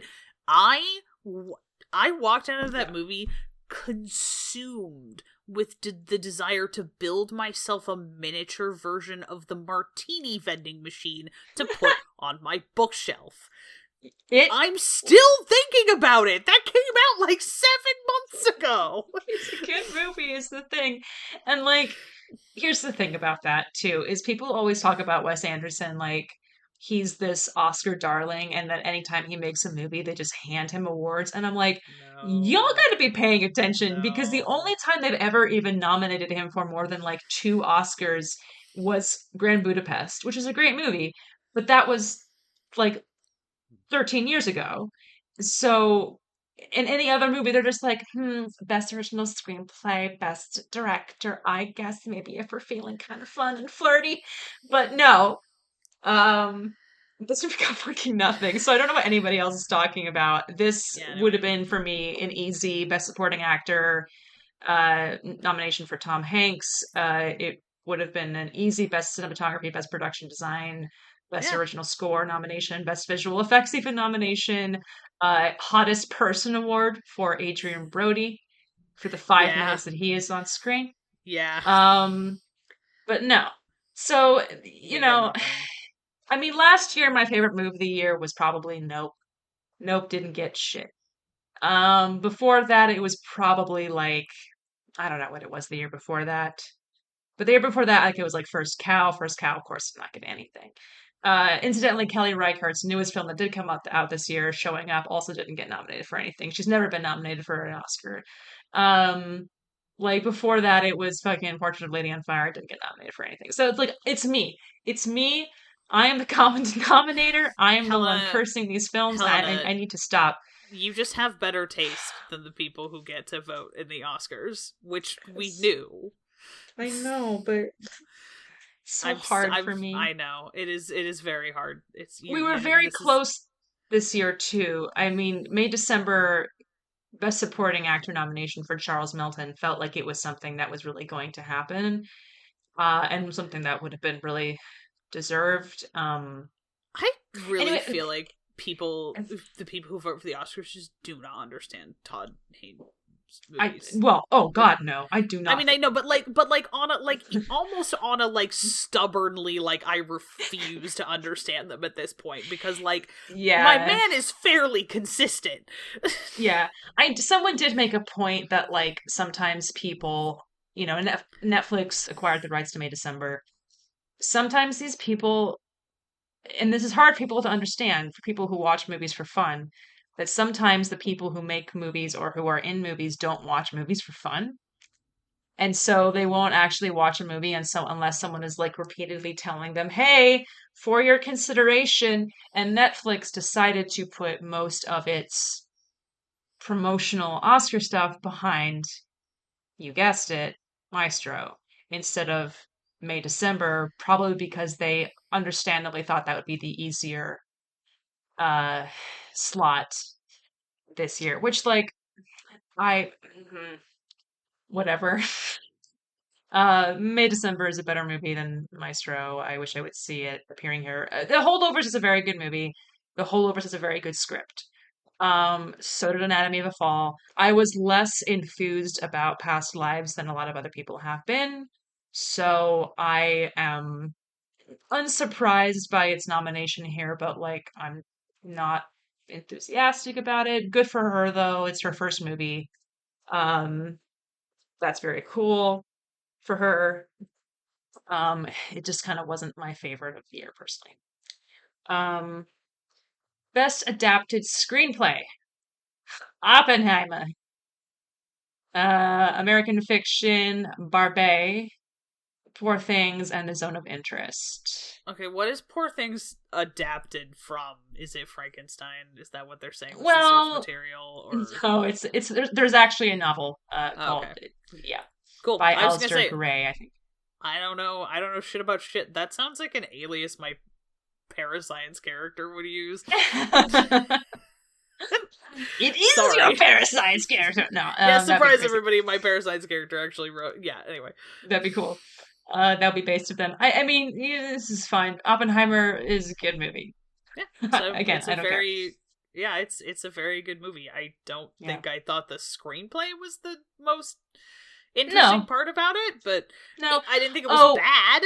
It is kind of crazy that Killers of the Flower Moon didn't get nominated here. I am kind of annoyed about that. Does seem That's weird kind to me. of silly. That seems weird to me. I really think they should have traded out Oppenheimer for Killers of the Flower Moon. That's very well. Yeah, there's a few things they could have traded. People who were mad about Barbie getting nominated in the adapted category instead of original. I don't know what you're fucking complaining about. It's fine. It's a screenplay nomination. It's the same. It's also hilarious. It's also just fundamentally extremely funny that they have to be like based on the dolls. It's based on the dolls, dude. But it wasn't based on a previous story, and I'm like, you don't know how screenplay categories work. No, they don't. They should have just made a live action version of the fucking Barbie Swan Lake movie. They should have. That would have been dope as hell. It would have been to be clear, Ryan Gosling, I would still like to see him in it. Yeah, I still want Ryan Speaking Gosling of, let's just do supporting. Supporting actor. Supporting actor is Robert Downey Jr. Well, we can skip ahead to supporting actor since I did that stupid transition. I mean, Robert Downey Jr. Oppenheimer, he's up there with a haircut. He's very good. I liked his performance a lot. He's nominated this year, of course, for Kiss Kiss Bang Bang, actually, but they can't tell you that. Yeah. No, that's if he wins an Oscar, I'm going to mentally I'm gonna break the internet by changing all references to him winning for Oppenheimer to him winning for Kiss Kiss Bang Bang. We're gonna definitely do.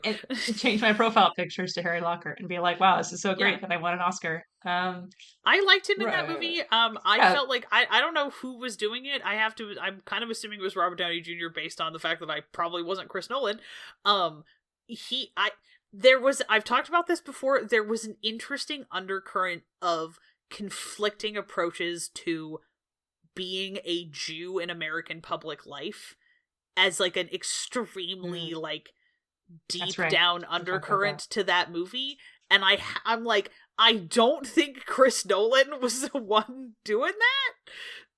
Interesting. Maybe he was, but I felt like and it's possible that I was reading something else into it, like, but I remember specifically feeling like there was an interesting nuanced undercurrent to the flavor of resentment that he was playing in that role that was like interesting to me personally. I thought it was good. Also, it was just I was like, he's free. This was the proof that he is free. Yeah, he's free to do Sherlock Holmes 3. Yeah, he's free. Yeah, he's free to go do TikTok. TikTok, motherfucker. Yeah. No, I mean, even if that wasn't intentional on his part as a performer, like, it's the fact that you got that nuance out of it, even if it wasn't intentional, who's to say, like, is something. Because it speaks very well of his performance. He's good at it. Ryan Gosling for Barbie. He's there. Yeah. He's a beautiful man. He's very fun. That's a Canadian that we like. Not in any way, shape, or form attracted to Ryan Gosling, but I respect that lots of people are. I like him in the Nice Guys. Doesn't do it for me, man. He's blonde. Yeah, but in the Nice Guys, he's stupid, and I really like that. Impression of blonde people yet again. Well, really coming for him this episode, Ezra. It's a personal the one and only blonde I think is like there's an extremely short list and most of it's Jared Harris. So we haven't recorded this podcast a while. I missed you guys. It's making me weirder than usual. For those who can't see my face, which is everybody except for the two of you, I've been making various expressions and nodding or shaking my head this whole time, so I'm participating but silently. Yeah, I'm waiting. So if Matty ever wants to contribute stuff, which they have, and it's been great every time they cut in, I'm gonna just let them leave the entire floor to you. Yeah, absolutely. No, as stated, I haven't seen any of these movies, so I've literally it's like not possible for me to have an opinion because I don't know anything about any. There are several of them where I don't even know what the plot of it is. There's Amazing. like 3 to 5 where I'm like, yeah, I've heard about this and I know what it's about. That's so good. You know what? So I literally can't comment, it's so which is why I'm letting you guys just do your thing. It's sort of like you're like moderating with the nods and stuff. That's my job as producer. You're like the taskmaster. Yeah, is to nod approvingly or sometimes laugh alone in my room with my butt muted. Mm-hmm. Anyway, continue talking about best supporting actor. Well, let's see. As thou willst. Robert De Niro kills the Flower Moon. I'm very happy that he made it in here. That is maybe my favorite supporting actor performance of 2023. I will say. Damn. All right. Cool. He's I mean, it's Robert. It feels silly to say because it's like it's Robert De Niro. So like you think, oh, naturally, like he's good in it, but literally, it's a really incredible, awful, evil performance. Like just one of the most evil people ever. And the way that he chooses to approach that role is really great and disturbing. It's fantastic. If I had to pick somebody out of these 5 to win, my personal preference would be Robert De Niro. I'm really sad once again that Charles Melton is not in this category. Whatever, we live and we learn. I still haven't seen May December, but I'm mad about the Charles Melton snub. Yeah, he's great in it. I mean, it's that's the one heart of that the movie. Actually feels like a snub to me. I feel does. like some of the people are always like, "Oh, so and so got snubbed for an Oscar." I'm like, I don't think they really did though. The Oscars are biased against, and I hate to phrase it like this, but this is just the truth. Hot young men. They have it's very easy for them they really want to award like up and coming ingenue young actresses. They're very eager and ready to always be doing that, but there's something about young attractive men in particular that they have a really weird attitude towards. It's a weird thing that just bears out the truth of it. They want the guys to earn their laurels more or something. It's kind of it's very strange. And because Charles Dilfs Melton, Only. Yeah, exactly. I'm gonna have to go which look is at the last. Is almost a Dilfs Only category right now. I mean, you look at it; it is De Niro, Downey Jr., Ruffalo, Sterling K. Brown, and I guess Gosling is also a Dilf. He's a dad, so like, but not really. I think the thing that's happening here is that in my head, Dilf is still a guy who's older than me, where I am 32, and it's extremely reasonable for 32-year-old men to have kids. I know. I'm Dilf weird. Category. Oh no. I'm quickly. I feel like you have to be at least 40. Yeah. Like you can be a dad, Gosling but is like at least 40. Okay, that's fair. I fundamentally cannot imagine wanting to fuck Ryan Gosling. Not in Barbie, he doesn't. Yeah, I mean, Charles Melton also is like it's not his problem. It's his problem according to the Academy is that he also comes from television. He was previously on Riverdale, so like I'm sure they're like, I haven't heard of this guy. Who the fuck is he? The performance itself should. In an ideal world, the performance itself should speak for itself. Yeah, in an ideal world where the people who vote for the Oscars actually watched all the fucking movies. Isn't that a dream of everyone's? You and me and all of us. Like, I don't watch all the movies, and I have lots of opinions, but I'm allowed to do that because I'm not voting for the goddamn Oscars. I don't have to do the homework. I'm doing this for shits and giggles. I'm auditing this class. Can I say something about Mark Ruffalo of Poor Things? Yeah, absolutely. You can say as many things as you want. 2 things. Everybody's shaking their head right now. It's very sad to me. You will want to hear what I have to say. Mark Ruffalo opened his mouth to speak in Poor Things, and I was like, oh, none of you warned me about the accent that he was going to have in this movie, which was all over the fucking place. It was an incredible English accent. Some people have complained about how his accent was doing stuff. I personally don't care. I think I don't care if the dialect coach was working with him or not. I don't give a shit. He was so special in that movie to me. he was so. I know that he wasn't supposed to be hot. I mean, it's not true. I know that I wasn't supposed to find him attractive because his character is awful. However, that's just not the case. He was very hot in that movie, um, and he was very funny, which made him. He was very funny, and his character was also a complete and total loser, which unfortunately made him more attractive to me. So this is the thing about Mark Ruffalo. I will defend him in this.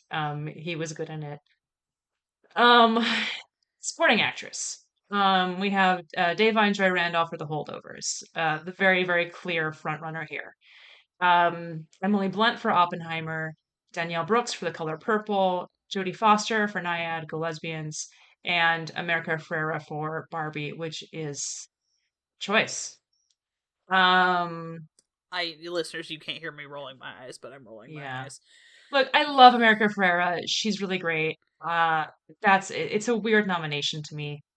It's weird. I'm sorry. It's a weird nomination. Yeah. I mean, Dave Joy Randolph in The Holdovers is great. She's Still haven't great. seen The Holdovers. I probably will eventually. Especially now that I see, the thing about The Holdovers is that I was afraid that it was a different kind of movie than it actually is. Yeah. I was like, oh, I assumed this was going to be one of those movies that I can't watch due to personal bullshit reasons. It's not. We're fine. Yeah, it's good. I mean, it's a very sweet movie. I'm just waiting until it's not it. Christmas anymore, so I won't be annoyed about it for being about Christmas. Truth. I mean, Emily Blunt and Oppenheimer. I mean, sure. I mean, when we get to the Helena Awards this year in a few weeks from now, we'll talk about what I would have rather have seen in this category. Yeah, I will be interested to hear that, because I don't really have this is another one where I'm like, I don't have a horse in this race. Yeah, I mean, I will say that, I mean, Da'Vine Joy Randolph is at the top of my supporting actress list as well. I would be excited if she wins purely because she's like not an obvious, like, I had never heard of her before, and I think it's very cool when people I've never heard of win Oscars. She comes from the theater mostly. I mean, she's done a lot of stuff. She's done a lot of TV and film, obviously, but she also has a large background in theater, so it's always really exciting when like theater actors win stuff. She seems really great. That's cool. I don't know. Naiad, I don't know how I'm going to feel about that movie until I see it. That's all I'm going to say about that. I had literally did not know that movie existed until until I read the Oscar nominations and you went, and several other people I know. And they were like, who's seen this movie? Who's even heard of this movie? And I was like, okay, I saw a trailer for it when I went to go see Lawrence of Arabia. I'm sorry. Like, I did know that it existed. It was a movie that I kind of saw the trailer for, and I was like, I like Jodie Foster. I like Annette Bening. I love lesbians. This doesn't seem like my kind of movie, so I'm probably not going to watch it on my own volition. But here we are. These are not surprising nominations because the Academy loves Jodie Foster and the Academy loves Annette Bening, as they should. So they'll nominate them for a movie that isn't nominated for anything else. Speaking of which, Best Actress. Lily Gladstone for Codes of the Flower Moon. Emma Stone for Poor Things. Sandra Hüller for Anatomy of a Fall. Carey Mulligan for Maestro. And Annette Bening for Naiad. Lily Gladstone and Emma Stone, which is kind of fun. They are the front runners here. That's great. They're both great, I think, in their respective movies. Sandra Hüller is also great. I'm not upset about that nomination either. She's fantastic. Carey Mulligan is good in Maestro. She's probably the better out of the two. I was like, that's a performance. I wish the movie had more of her and less of him. Again, that movie, I'm just like, okay. But it is a very Oscar performance, like, the type of Oscar-y performance. So I'm not surprised that was nominated. This is a pretty good category, though. I don't know. I feel pretty okay about it. It's not bad. I'm not angry. I put a heart next to the best actor because I guessed all of these correctly. That's what that means. It doesn't mean that I love everybody in this category. Bradley Cooper. But I do love Cillian Murphy, who's nominated for Oppenheimer and who is a frontrunner, which is very exciting for me. Followed closely by Paul Giamatti and The Holdovers. I mean, also great. Jeffrey Wright for American Fiction. I've heard mixed things about that movie, but Jeffrey Wright is great and is long overdue for a nomination, so that's really exciting for really him. Good. Bradley Cooper for Maestro. Again, you can Anyway. hear my eyes rolling all the way over here. Coleman Domingo for Rustin. That's unsurprising given the type of movie that it is. The second movie that I had never heard of until the Oscar nominations came out. Yeah, they have not done a very good job of marketing that movie. What is that even? Is that a streaming one? Yeah, it's on Netflix. You know what it's on Netflix. It's that I have Netflix, and I only ever go to Netflix when I'm looking for something specific. And I have the auto-scrolling turned off. Yeah, because Naiad is also on Netflix. Because I'm just like... That's crazy. I just live under, like... I just did the last thing I just mainlined all of The Good Place, which is on Netflix. But do you know what we did? We opened Netflix, we immediately went, show me the next episode of The Good Place. And then closed Netflix. Yeah. I don't browse Netflix, really. Same. I don't browse any of these. I'm realizing I have such a long list of movies and TV that I want to watch that if I'm browsing, I'm browsing my own to watch lists rather than and if I'm not, I'm almost always in the mood for nonfiction. I'll be I want to watch a video about how you make fucking, I don't know what, fancy soy sauce. Sure. Yeah, I mean, I only go to Netflix right now at the moment to watch Supernatural or Breaking Bad or Better Call Saul. Okay, fair. And I'm watching Salt, Fat, Acid, Heat for the 5th time. Oh, absolutely. Man. That's absolutely. I think when I said this fancy soy sauce, I think that's from Salt, Fat, Acid, Heat, which is one of the best things Netflix has ever put out. Yep. I mean, so comforting. It's a very comforting show. She's amazing. Rustin is on there. Amazing and also insane. I have to say, I'm sorry, one of the most beautiful women I've ever seen. You can say it, it's true. Yeah, I mean, this is a fun category. I'm just really excited about the fact that little Cillian Murphy's gonna be probably winning an Oscar. I think that's cute. I'm gonna feel personally vindicated, which is silly, but I'm gonna feel personally vindicated. For me personally, when I had to tell somebody, when I was I'm really excited because Cillian Murphy, I've liked him for a really long time, and I loved him. I remember the first time I saw him in something, I went to see him, and I went to see Inception, and he was in it, and I was like, wow, who is that? And I went to see it a second time because he was in it, and they're like, Cillian Murphy is in Inception, and I was like, fuck you? Yes, what? Cillian Murphy is in Inception. How would you not remember? His eyes are so big and so blue. I've deleted almost everything from Inception except the existence of Cillian Murphy and the fucking you're gonna have and Tom Hardy with the big gun joke. I mean, literally, look, I watched that movie many times. I love it. I love that dumb movie with all my heart. But Cillian Murphy and Tom Hardy are the best parts about that movie. Yes, and they are. How you don't come away from that movie being like, wow, who is that? Is beyond me. I mean, obviously I saw he was in Batman Begins before that. This is kind of what I love about Christopher. The thing that I found most relatable about Christopher Nolan is that Cillian Murphy is like his muse, you know? Yeah, it's just really kind of good.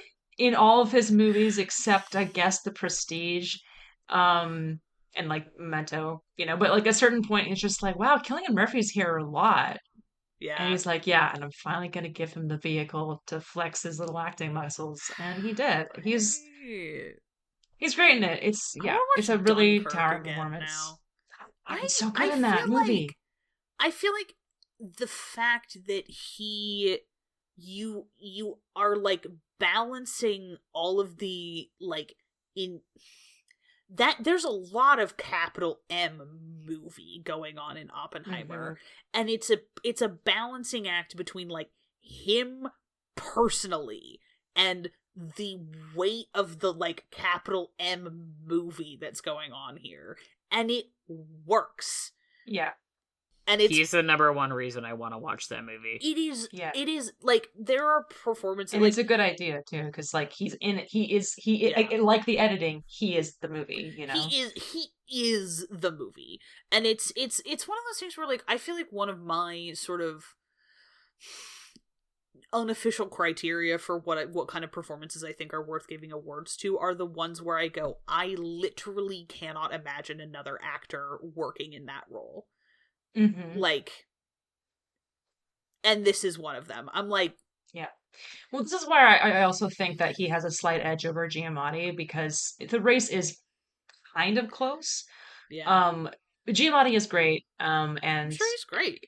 I like Paul but that the Giamatti a lot. movie, I love how Paul Giamatti, but the movie is more even though he's kind of arguably the lead actor, the share of the movie's emotional power and like the story is shared relatively evenly between the three of them.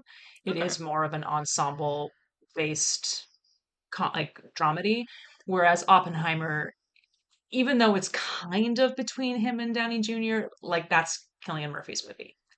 It just Yeah. is. Even when it's not as much his movie, even when it's like Downey Jr.'s story, it's still his movie. And that's the thing, is like he's starring in that movie even when he's not on screen. Exactly. Like, and his Robert Downey Jr.'s performance is only that good because he's squished under the weight of Cillian Murphy's performance, like, in a good way. But it's really, seriously, it's that, like, nothing in Robert Downey Jr.'s performance makes sense without playing against Cillian Murphy's performance, which is why I think it's a great supporting performance. Exactly. Like, they both, the friction between those two performances reveals something in both of them. But, like, anyway. I don't know what they're going to use for his... Cillian Murphy's just such a fucking singularity. Like, I'm saying singularity on purpose in this movie. Like, I kind of want to watch I don't know what they're going to use in his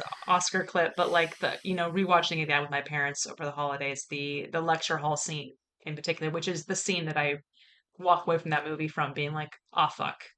I mean, it's he's doing something. What he's doing is extremely hard to do. And I just want to say that, like, I don't know, screen acting to some people looks easy. And I say this also because Cillian Murphy has also a lot of theater experience as well. He's done a lot of theater and a lot of television, a lot of film. So he's done it all, but there is a particular quality that he has that, like, the lecture hall scene and so many other parts of this movie are so close in on him and so focused on him, and that is an incredibly difficult thing to pull off effectively when you are being so scrutinized under the camera like that, to not overdo it or oversell it. It's Oppenheimer is not a subtle movie, but that performance is incredibly subtle, and that is a really difficult balancing act to achieve. Anyway, I love him. I hope he gets an Oscar this year. Me too. I really want him to get a goddamn Oscar this year. Kidding. Best director. Fuck, we're almost over and I need to go to bed. Oppenheimer, Killers of the Flower Moon, Poor Things, The Zone of Interest, Anatomy of a Fall. Yeah, I mean, not really any surprises here for me, except I guess some people were a little bit surprised that Greta Gerwig was not nominated in this category. Which is fine. There was certainly a narrative that would suggest that she would be, but whatever. She wasn't. It's the fucking Barbie movie, man. Relax. It's a Barbie movie. I know. I had a coworker ask me this morning. She was like, how are you feeling about the Barbie Discourse nomination? And I was like, we were both like, oh, dog, I'm so over it. I'm so over it because people are saying that neither Greta Gerwig nor Margot Robbie were nominated for anything. And I was like, well, but that's not true because Greta and Margot produced the movie. You guys do know that Best Picture goes to the producers. Also, no, Greta, they don't. Okay.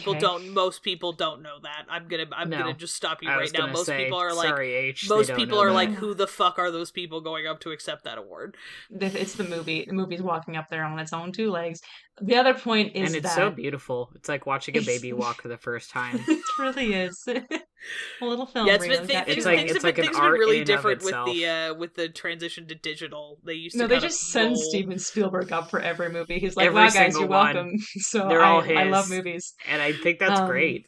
You know? I think that's great for him. I guess this is a best picture opinion, so I'll finish your best director. Well, sure. thing. I mean, it's just that also she's nominated for best screenplay. Like, and Yeah. also she's been nominated for best director before for her very first movie, which is a very cool achievement. And Sweet. Barbie is, you know, to phrase it in a different way, Barbie is her worst movie, and it's fine. It's a fine movie, and that's her worst movie. So if that's her worst movie so far, she's doing okay. Yeah, I damn. think I mean, compared to the every director stinkers that has some to of the have a other worst people in there, movie. like, yeah, like this is fine. I think that her other two before this were better. Um, like they fucking didn't her like worst Little movie is Women. way better than Christopher Nolan's worst movie.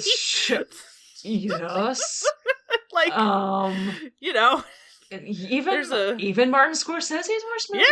yeah, But I would, but like she's been working for, this is her third movie in 6 years.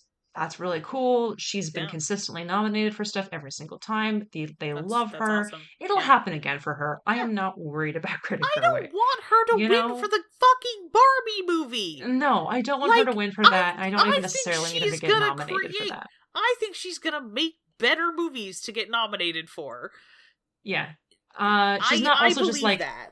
she's also just like not the only woman who directed a movie this year, guys. No. Like this is Yeah, what but one of no. them is actually nominated in this category for But one she's thing. but Helena, she's the only one who directed a movie about feminism. That's also not true. I know. I'm being facetious.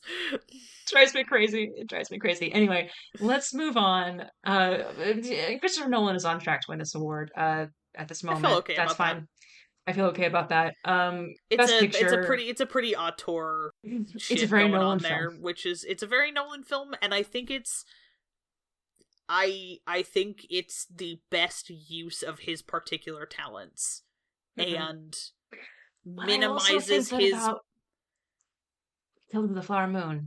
That's completely fair. I'm just saying, specifically for my like Christopher Nolan thing, is that like the only it is the best use of his particular shit. Mm-hmm. However, I almost like Dunkirk better because I don't have to put up with his total inability to have like deal with women in Dunkirk because there aren't any. Yep. And like I did not feel nearly as weird about the women in Oppenheimer as many people did. That's a whole rant. I think I went on it on the show before. I've said some things where I was like, wow, what movie did you watch? Easy. I did not have that. Like I understand where people were coming from. I was kind of like, that's I my did favorite not have part of the that movie, problem. But I didn't have anyway. Yeah, there's some things people said are like, wow. We were watching two whole different movies. Yeah, we're definitely that's crazy. which I feel like it happens to me all the time. Yeah. I mean, I'm looking forward to watching Killers of the Flower Moon. I'm looking forward to like actually watching some more Scorsese films because that's kind of a hole in my that's something a subject that I just like don't know that much about. Yeah, I will say something about Killers of the Flower Moon. I cried twice during this movie. The second time during the ending in particular, I think has generated a lot of thought and discussion about it, and I was really taken aback by the ending and really moved by it. I think it's a really interesting culmination of a lot of subjects that he's always wrestled with in his career, and it's really exciting to see someone be like, I'm 84 years old and I don't know how to make movies, and then he's like releases Killers of the Flower Moon, and you're like, okay, you sure? I mean, and maybe this would go more under like the best picture reasoning, but I do think I do think that it should be recognized for like making efforts to include people from the Osage Nation in making that movie in like a meaningful and, from what I understand, respectful way. Like, you had a lot of people working on, making stuff for that film, and like that in and of itself is like, that is a good thing. People should do more of that, and the best way to get people to do more of a thing is to praise them for it. So it's I agree. It's a great movie. Cool. And I think the way that they talk about, I think that a lot of the making of that was really, really considerate and well done. I've heard some, from actual like Osage Nation viewers and other actors. I've heard mixed opinions about it. Yeah. But that's always going to be the case. There's always going to be mixed opinions about things like that, and it's not something that's cut or dry or black and white for sure. I will say that I've read criticisms of the movie that, even though I personally love it, I understand the view of. It's hard, I don't want to talk about that too much because I don't want to like talk about it. Just I don't know. It's sort of an, spoil I don't know anything what I'm for you about, but yeah. Mine are more related to like the adaptation of the book that it's based on in particular, that's which fair. in itself is based on a true story. I started reading that book like 3 times and then kept having to give it back to the library. It's a rough one. It's good. Yeah. The book and the movie are very different. Oh, okay. In a good way, I think. But there were some anyway.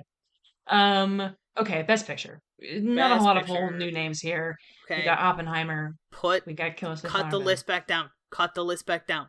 5 movies is plenty. 5. None of the fucking people who are voting for this are watching all of these goddamn movies anyway.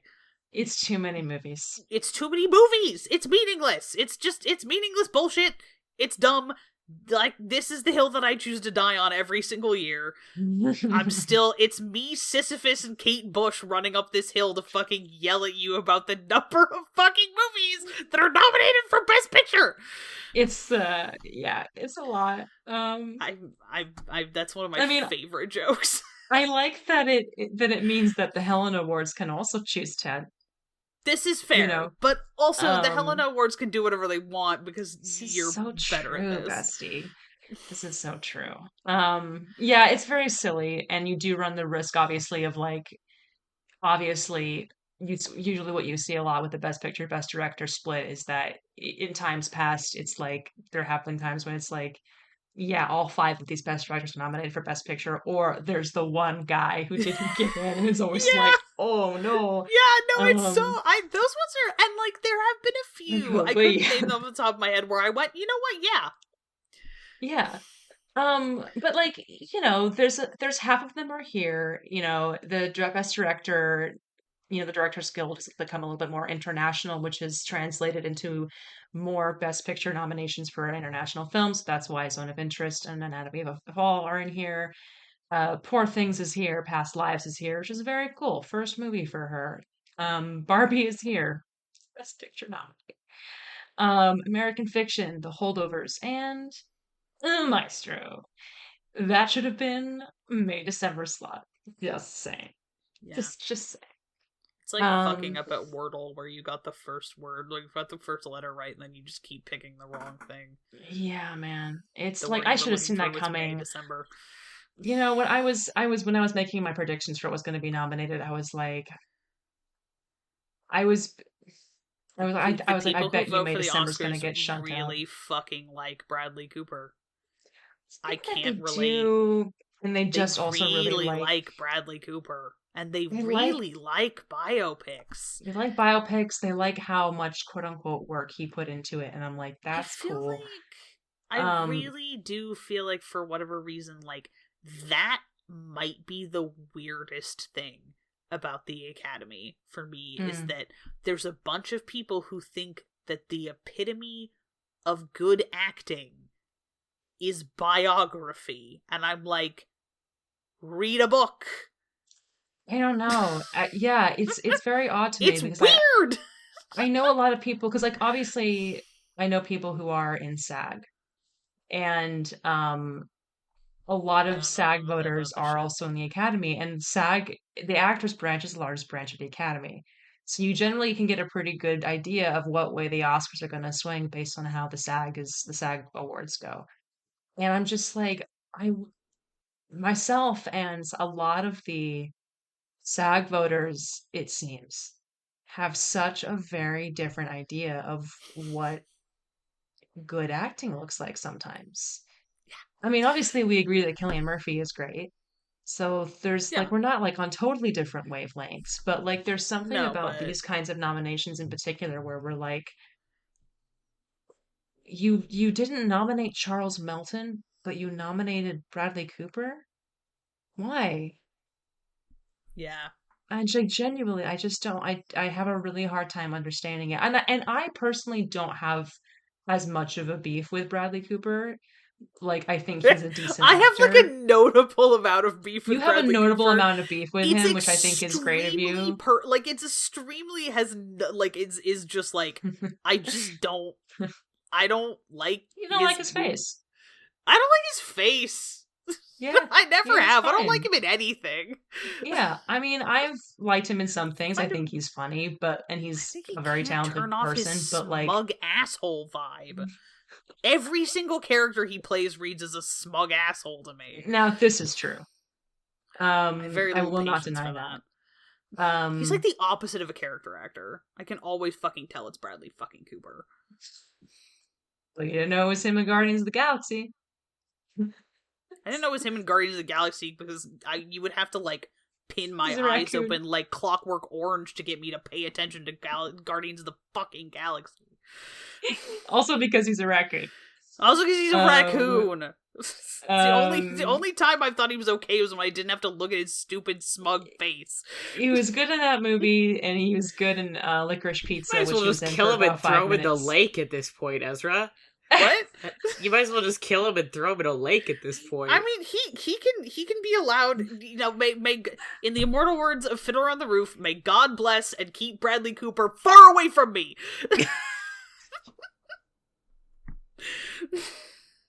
Oh, it's very good. Somewhere Bradley Cooper is like someone was walked over his grave. You know, he's like, He what? Truly, has plenty truly. of money, and also is Um, never gonna hear this. That might just No, was he's not, but, he was like- playing Minecraft and he just fell in lava for no reason. He Yeah, wasn't I sure don't why. think he's a bad person. I just don't like his art. This is very fair.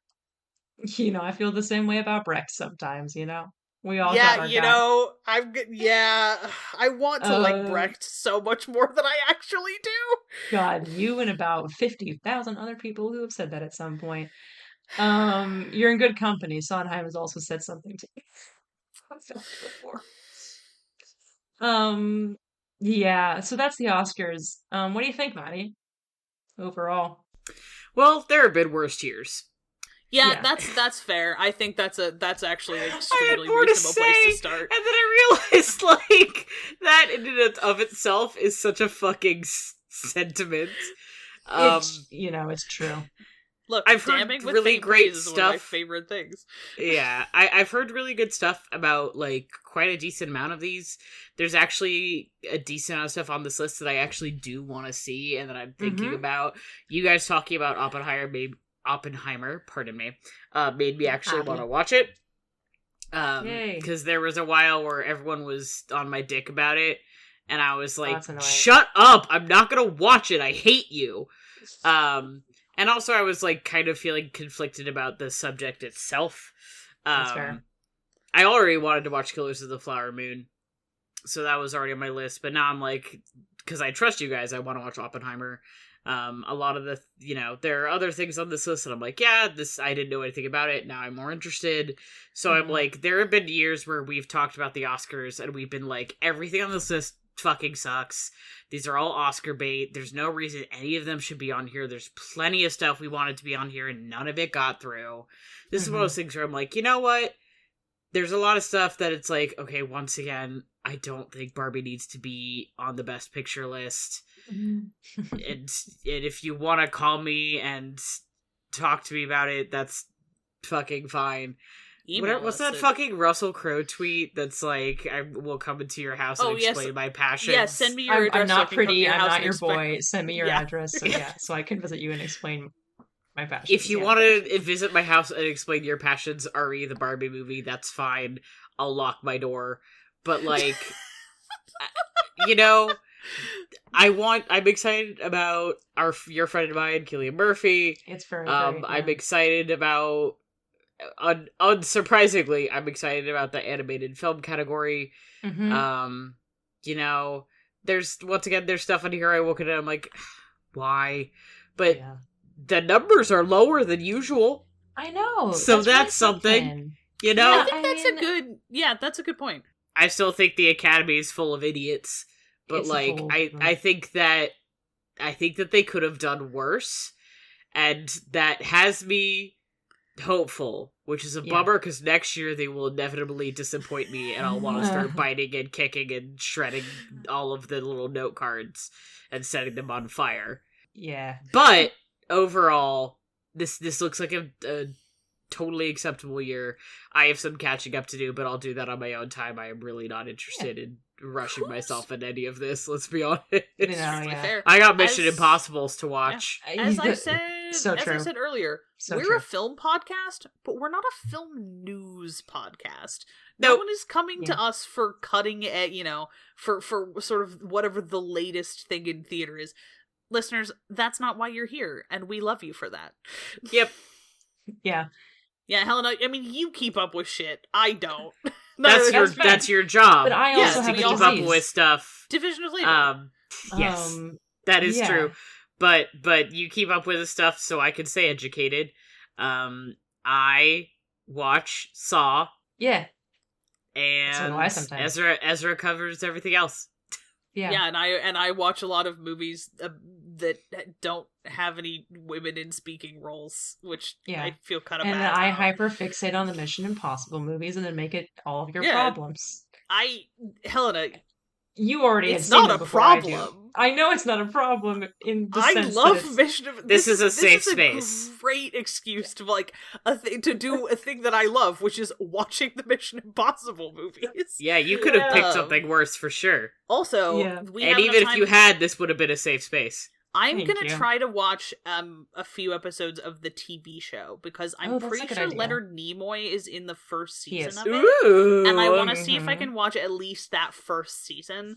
I'm gonna see if I can find it somewhere, and I'm gonna make my dad watch it with me because he really likes the TV show, and be like, "All right, Dad, it's time to relive your adolescence and also my mom's adolescence because she was obsessed with Leonard Nimoy." I mean, I heard the show was good. So. Yeah. My contribution to the things I'm gonna fixate on episodes, besides our anniversary episode, which is gonna be the next one, wink, is I think I'm gonna get really into Cold War era movies about the loss of self. Ooh, yes, that's something Invasion of the Body Snatchers had me thinking about it, The Thing, stuff like that. And I'm like, that's what I'm bringing to the table. I like it. Next time, I'd love to watch some of those. I'd love to watch some Cold War paranoia thrillers. Yeah, I didn't do a birthday episode this past year, so this is going to be my extremely late birthday episode. Nice. Yeah, the Mission Impossible one will be my birthday episode, which we also didn't. We'll do that for you. We'll do that stuff for me. Ezra, what do you want to do? Oh shit! Hang on, I have to think about it now. That's all right. No pressure. We did the Ken Branagh Poirot films as my birthday episode. I got a birthday well, never mind. So we got you covered then. Yeah. Yeah. Yeah. Anything else we want to say on Oscar subject? We're running a little long, and there's at least one or two of us who need to go to bed soon. I do very much need to go to bed. I mean, yeah, this is a very good year for movies. Again, you've already said, this is one of those years where I looked at the list of movies that I still had to see, and I was like, wow. There's a lot of them, but I'm really excited to see a lot of them, even the ones that I still have to watch that aren't nominated for anything. So that's really great. It makes my job, so to speak, because I'm not getting paid to do this, a lot easier. I've watched a lot of really good movies this year, and I'm very happy about it. So that's great. I liked it. It was a decent year in film, which is nice. Yeah, we'll talk more about the stuff that didn't get nominated for anything when we do the Helen Awards episode, a couple months from now. But 3 months later. We'll talk about presumably the stuff that won or lost when we do that too. Yeah. So yeah. Which I am looking at this list right now, I bet I can, as someone who has not seen any of these movies, I bet I can guess what's going to win or lose in almost every category, so. Yeah, the thing about this year, too, is that there's kind of, for many of them, very clear frontrunners. This is a pretty predictable year. Yeah. You never know. Something could happen. Something could upset, but Yeah. there's a lot of very clear frontrunners, and I'm not really very upset about any of them. Yeah, the frontrunners this year are ones that I'm like, if this So. won, I wouldn't be mad. Yeah, exactly. Which is different from most years where it's like, I know what's going to win in every category, and I'm so preemptively angry so about it. pissed. Yeah. Yeah. So, I like it when it's predictable because it cuts down on my already extremely small instinct to watch the actual Oscars broadcast. They'll never catch me a fucking live. That shit's so long now. The Oscar broadcast has sucked for so long. It's so boring and it's so long. Yeah, I just like watching Twitter watch the Oscars. Exactly. Last year at the Oscars, I was having a big party at a friend's house with a bunch of my friends, and we were all standing around watching somebody's laptop stream. That was fun. And then the year before that, I was finding out about a rent increase and getting wine drunk and upset about that, and following along on Twitter when I found out about Will Smith slapping Chris Rock. And so that was my experience of that year. So, hopefully this year will be relatively event-free. That's what I'm hoping for. Anyway. Or if there is an event, at least it'll be funny. Hopefully. Yeah. I think we should get Steve Martin and Martin Short back here still. I think that we should let them... Just let them do the thing. Just let them do it. Maybe they don't want to, but... Maybe they don't want to. Yeah, if they don't want to, I think that is good. I think they should be set free from whatever devil's contract that they may have signed in the past. But if they want to, I wouldn't be mad at that. Maybe I'd actually watch an Oscars compilation or something that they put out that's here's the actual just awards parts rather than all the other junk. Oh, yeah. Anyway. Cool. Hello, Oscar season. My old friend. I hate the Academy, but they did all right this year. And next episode is going to be our anniversary episode, like I said. Yay. Please stay tuned for that. We are very excited. We've been wanting to do this episode for months at minimum, maybe longer, a while. Just for funsies. And I'm not saying anything, but I'll say this: get prepared to rent something or maybe dig out a DVD. Just get ready. Yeah. Oh, I'm so excited to do that episode. Okay. And with that kind of plugged into your brains and you can think about it, I'm going to take us out of here. And I'm going to say thanks for hanging out with us here on Sneople at the Movies from the Infinity Break Network. Check out Infinity Break. I'm Australian now. Check out infinitybreak.net for more awesome content and come chat with us on the Infinity Break Discord. You can find it at bit.ly, capital I, infinity, capital T, talks. You can also shoot us an email at sneeplethemovies@gmail.com if you have a subject you want to hear us talk about, a movie you think we absolutely need to see, or want to share your list of top movie picks from this 2023. Why did I write that sentence like that? I don't know. We'll never find out. Our Oscar-worthy music was done by Johnny Ronaldo, who you can find at Johnny Ronaldo on Twitter. And our glorious Technicolor logo was designed by Bethany Luthold. You can check her out at bethanyluthold.wixsite.com. If you enjoyed listening, please leave us a review on iTunes and share the show with your friends, your enemies, and your partners in crime. As always, thank you for listening, and we'll see you at the movies.